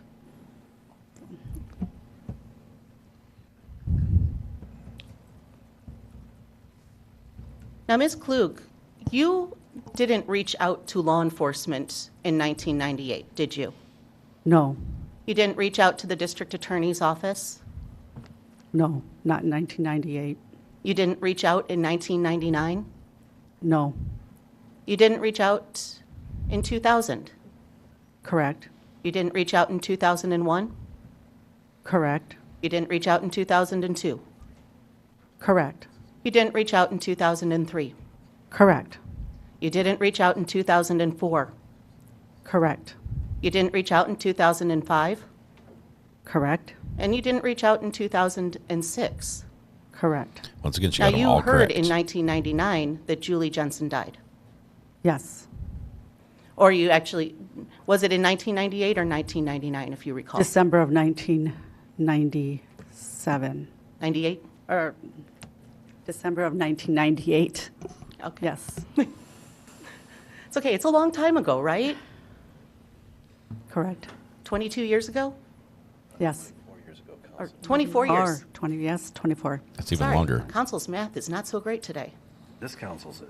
It's your council. You speak for yourself, council. A little bickering back and forth. Polite laugh. Now, Not funny. you first spoke with law enforcement about this case in 2007. Yes, Now, you also were aware in 2002 that Mr. Jensen had been charged with this case. yes. And in fact, you had looked it up on the internet? The internet was a reporter, but that was way back in 2007. So from 2002 onward, I got on with life. Yeah. I mean, I had a 20-year-old who moved back home, but he took a girlfriend who had an 18-month-old. I had a daughter in high school, a son in middle school, and their lives were active. So you had your own life going on. So I did not address that situation. I got on with my family. But you were made aware of the charging in 2002. That's correct. Now, you first spoke with Detective Ratsberg on July 31st of 2007, right? It was July or August, one of the two, from what I can remember. Well, it was the day after your husband testified in this case? It may have been. And you were aware of your husband testifying? Yes, he told me he was going to testify. And you spoke with your husband about the testimony? I didn't ask him about his testimony. But you did speak with him afterwards? Afterwards, when he came home that day, I just asked him how he felt about the situation, if he could do a recall, but he was reticent. He didn't want to talk to me. And I was fine with that because I didn't want to hear anything. I've heard reticent. Now, when you spoke with Detective Ratsberg, he reached out to you, correct? Yes, And you knew how serious of a case this was. that's correct. You knew that you had to tell the truth, right? Yes, And you had to tell the detective everything you knew. from my recollection, yes. Right.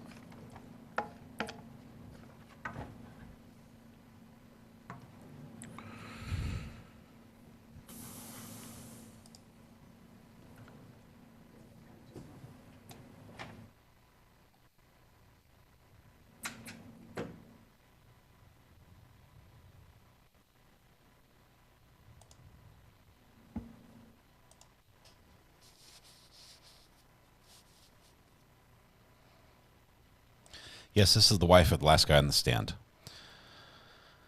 Now she's being impeached a little bit. She's being set up. She does slur a little bit. Possibly dentures would be my guess. I think somebody's mentioned that already in chat. Ms.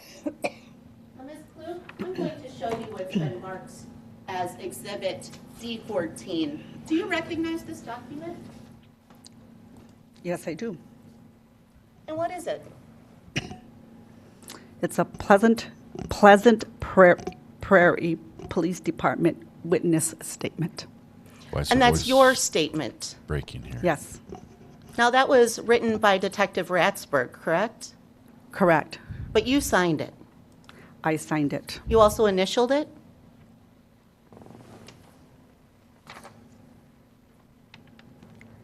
Just a signature, no initials are showing on here.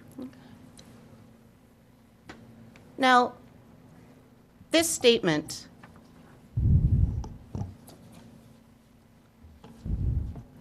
there's no reference to antifreeze, is there? That's correct. You don't reference ethylene glycol?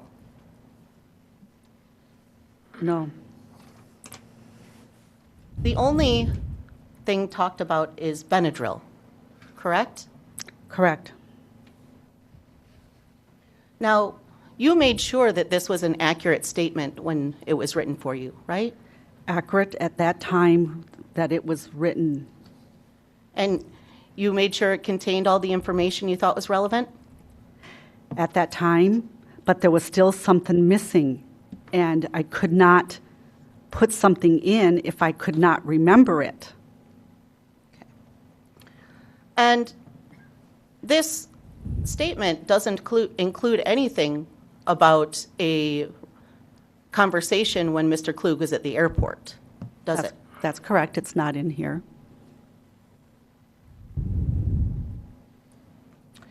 And in fact, it states, I do recall after Ed returning home, he discussed what Mark said about the websites, etc. However, it was a minor discussion, right? To this day, I don't remember that discussion, though. You don't remember the discussion that happened in the airport? When Mr. Klug comes home and discussing websites with Mr. Jensen. So you didn't say that that wasn't your statement? No, this is my statement. It's just when Mr. Klug came home on July of 2007, I can't remember any lengthy conversation. It's just I know that he was reticent, but he didn't go back into depth about talking about websites. So during your discussion with Detective Ratzberg, did he ask you if you recalled any other conversations about your conversations from November 7th? No, I cannot recall being asked if I had any more conversations. And you did not tell Detective Ratzberg about any conversation while Mr. Klug was at the airport? No, because that was a part that was missing as I was trying to do recall. And I don't act upon emotions. I'm very logical and patient. And that's why in July of 2009, I remembered that. That was the missing piece. Because I wanted to know how Benadryl could kill you. And so you recalled this in 2009? No, it was sometime afterwards, before the trial of 2008.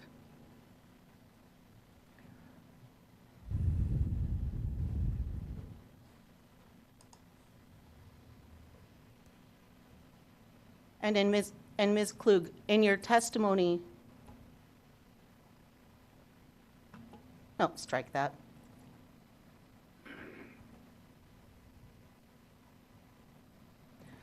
So Ms. Klug, you recalled that airport conversation almost a decade after it occurred? No, that was in January 2008, after the 2007 forfeiture hearing. So Ms. Klug, you gave a statement in 2007 to Detective Ratzberg, right? Correct. On July 31st. Yes. And at the time of that statement, you did not recall the airport conversation. It was something there, but I couldn't remember the whole thing. And she's coming across so you very didn't believable talk about it with Detective Ratzberg. to me. So I did not talk about it to Detective Ratzberg. And you did recall it before 2008. Correct. So there was almost a decade between the actual conversation. But 2007 to 2008 is only the conversation with Mr. Klug from the airport. Oh. Okay. There's almost a decade in between that and your recall of it. Okay, gotcha. Yes. Nothing further. Are we done with this witness, Ms. McDaniel? That's not a huge gotcha moment. She came across very believable. You testified in July of 2007 about this matter, is that correct? Correct. And in July, I think it was July 31st, 2007, I'm sorry, August 30th, 2007, you testified then about the conversations that you had with your husband, both at the hotel and then later at the airport. Is that true?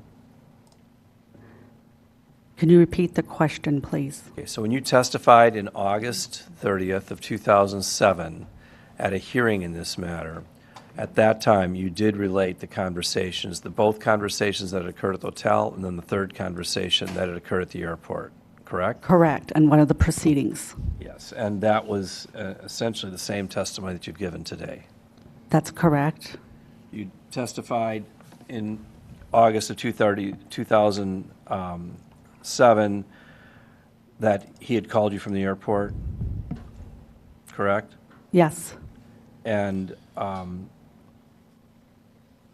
it was at that time you'd asked him, how could Benadryl kill you? And he said it was the antifreeze. Correct. He said antifreeze. And that was your testimony on August 30th, 2007. Yes. About the conversation that you'd had November 7th, 1998. Because November 7th of 2007 was the forfeiture, so yes. Yeah, she's coming across very believable. This is important for the previous witness, Mr.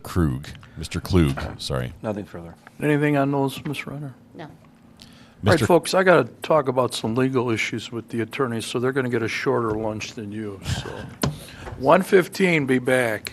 1:15. Okay, we're going to be here for just a minute. So this woman, Miss Klug, the ex-wife of Mr. Klug, her believability, her consistency of statements over time, even though she remembered something 10 years later, her consistency, she's very believable, as Lady Trish lawyer says, she's very believable. Problem is she wasn't there. This is all from disgruntled employee's view. Yeah, she's believable though, but it helps shore up the testimony from Mr. Klug, who was all over the place and drinking and everything like that. But at the same time, it also presents some problems. I Because she had a says she called chance to him, review not everything he called her. on the issue of Mr. Klug as to what Ms. Renner was trying to ask and what Ms. Krause was asking me. Here's the record.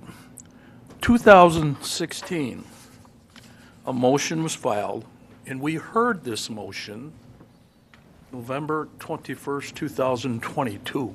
It says, defendant's motion to admit specific instances of conduct of Edward Klug. It's signed by Ms. Renner. On page 5 of the motion, it says we're going to talk about two different evidentiary reasons. One, other acts. Also, 90608, which is character and conduct of the witness. So we had the motion here. And thank God the transcript is in front of me. Usually it's not typed up that fast.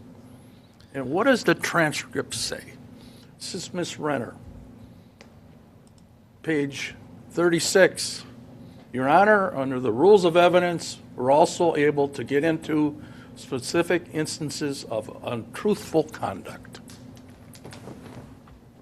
And we went through all the facts of the untruthful conduct, the financial dealings. The allegation was he was signing documents that clients didn't know about. He was doing all this illegal activity. And we argued it.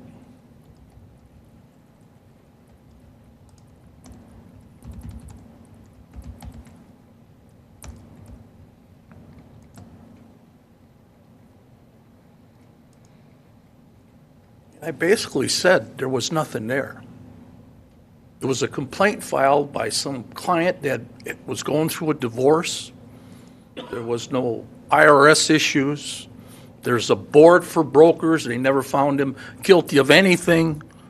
There was nothing.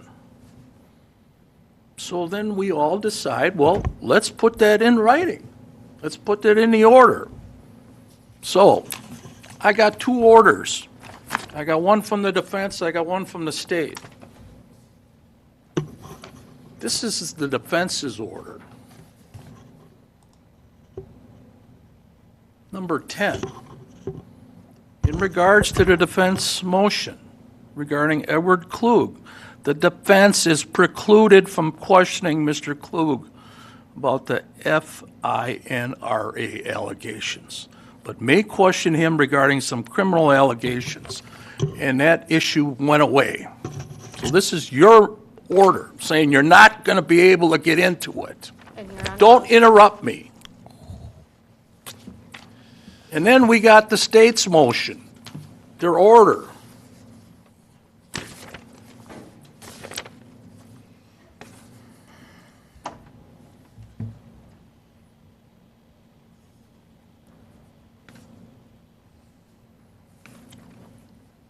Page 2 of the order I signed. Besides the defense's order that says we're not going there, their own order. It says, defendant's motion to admit specific instances of conduct of Edward Klug filed on November 29, 2016 and July 31st of 2017. The court denies these motions for the reasons stated on the record. So we got two orders saying we're not going to get there. And what does the defense do? Goes right to that area. And what does the other counsel do? We'll explain your order, Judge. It's in writing. It's part of the record. It's here. It was denied. It was heard. Now, if the state had done something like this, the defense would be screaming. That's the problem sometimes with cases. The state can't appeal some issues. The defense can. So it should not have been gone to. It's in the record, and I'm shocked that you're telling me, well, wait a minute, Judge. That's not what the order says. Look at the statute. Read the transcript. Have a good lunch. We'll see you at 1 Your o'clock. Honor, may I make my record, please? We're going to lunch. What time are we due back, Your Honor? 1 o'clock. Thank you. Judge, at some point, can we talk? In chambers. Judge. I don't know if the jury's gone, so hang on. They're all gone. Or they're staying. Okay, he can go. Thank you for reminding me. Can I talk to you? Well, let's have the defendant go. Don't leave. Don't leave yet.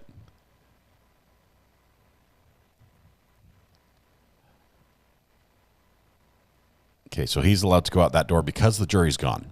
He's not going to run into them. There he goes. Okay. Please tell me we get to hear this. Come on. Oh my goodness. They might be in chambers. He's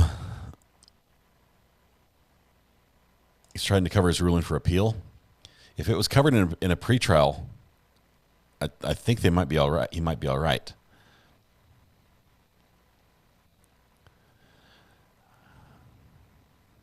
Douglas says she was not violating the order. When the judge ignores you, you know you ticked him off. Never seen this. He's mad. Cold shoulder. They're not happy. She's about to cry. I don't think he'll hold her in contempt. Let's see if the cameraman wants to cover this. The cameraman wants to cover this. But we're not getting the audio yet. Please let us get audio. Oh, man.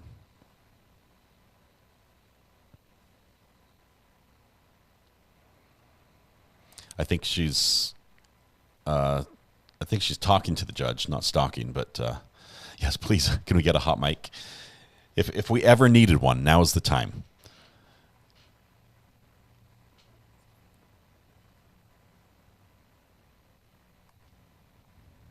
Okay. We might not get it, which means we're going to have lunch. Did he say 1:15 or 1 o'clock?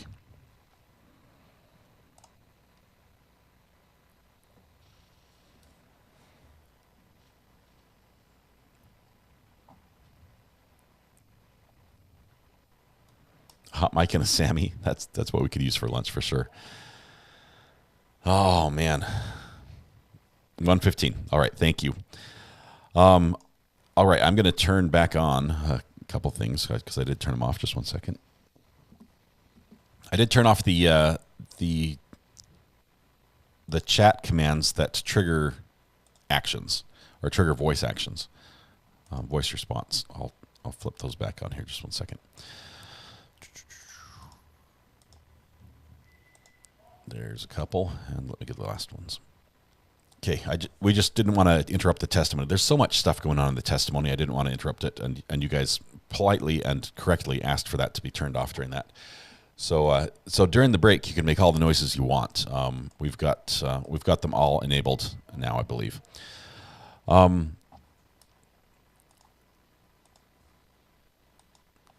This case is like a sleeper case. It really is. Squirrel. There's a squirrel.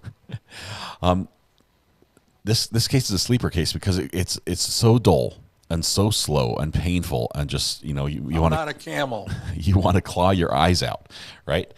And then moments later everybody's blushing and we're talking about things that address subject matter jurisdiction.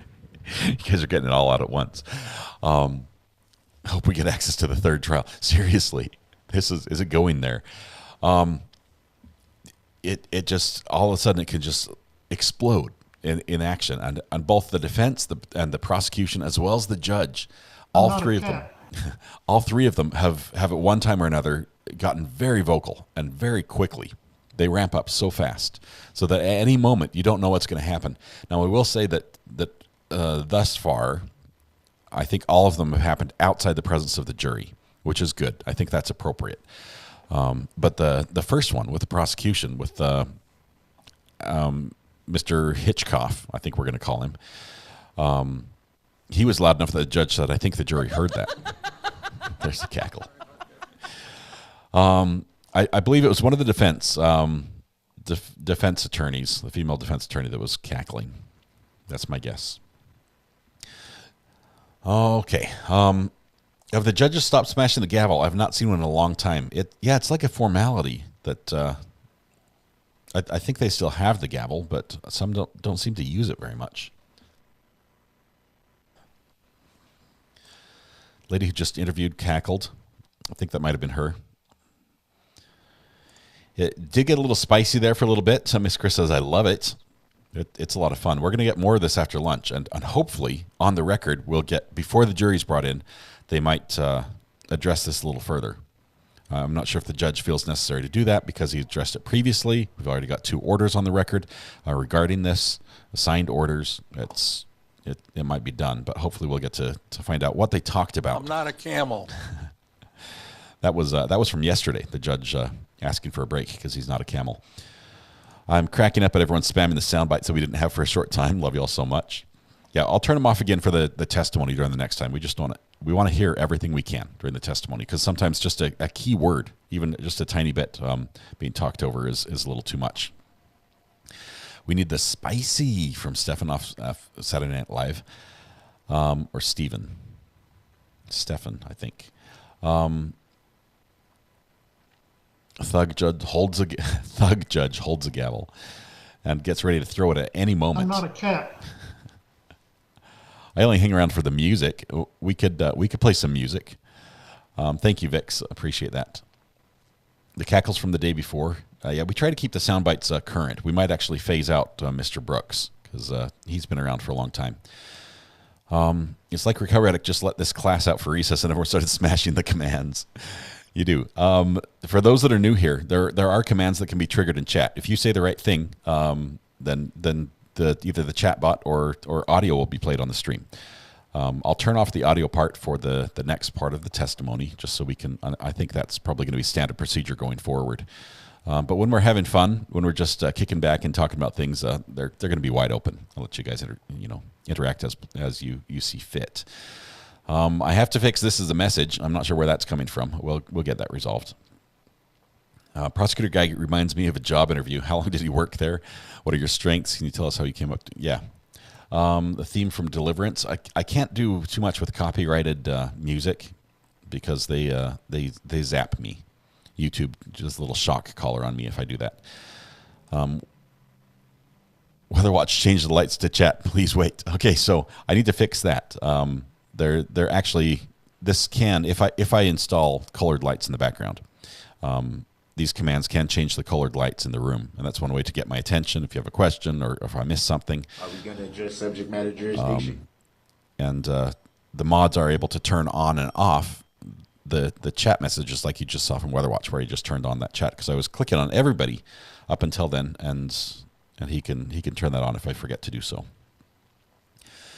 I like this as a message. It's random. It is a message.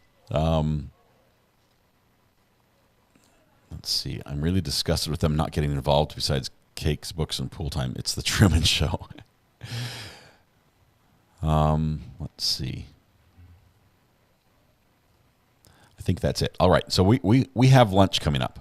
What about the angry cat screams I sent you for Cat Fright?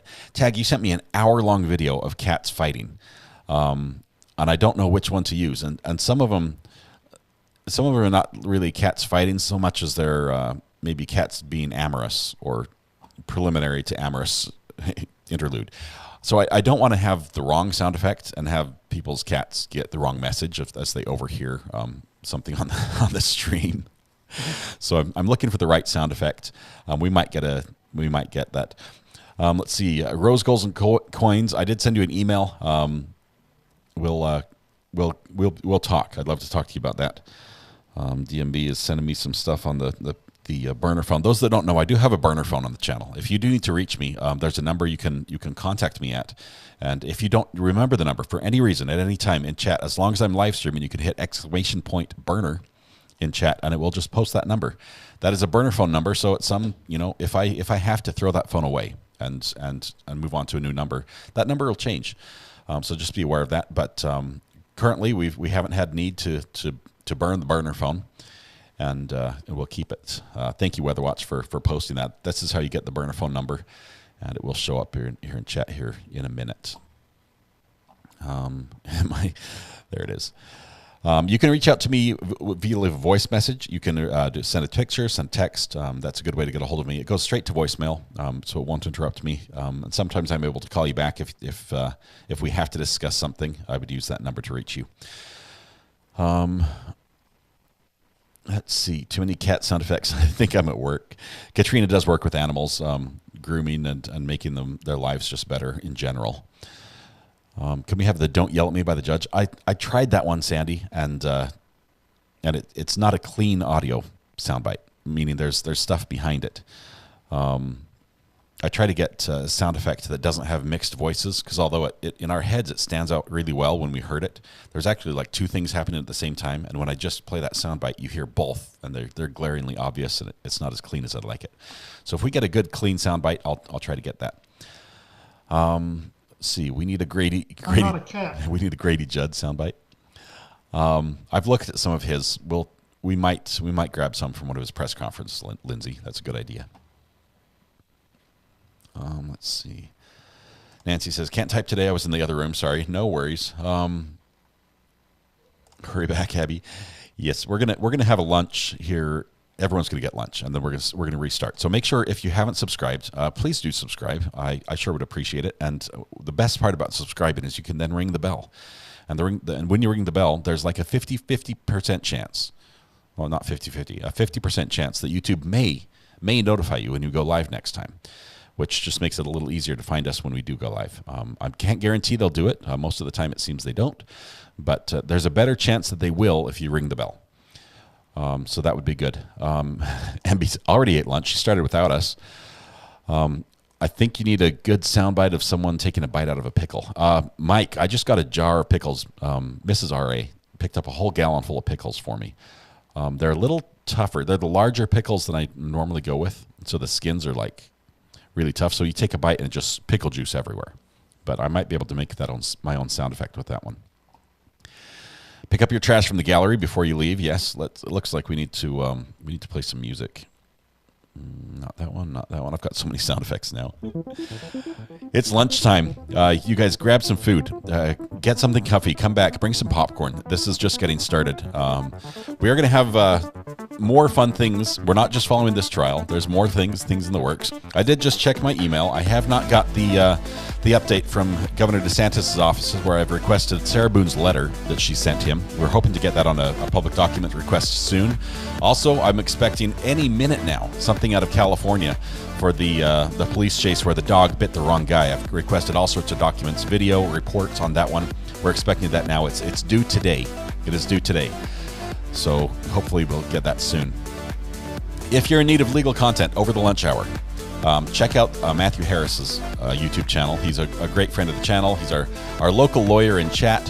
We have a couple lawyers there, but Matthew has just been great, giving great analysis and feedback from a legal perspective. So please give his channel a follow and check out some of his videos there. He produces some great stuff. All right, there's a lawsuit. With that, I think it's time for lunch. Please, over lunch, hug the people you love, smile at somebody, make their day just a little bit better, and please stay safe till we come back about 1 o'clock, so 45 minutes. Make it quick. We'll see you soon.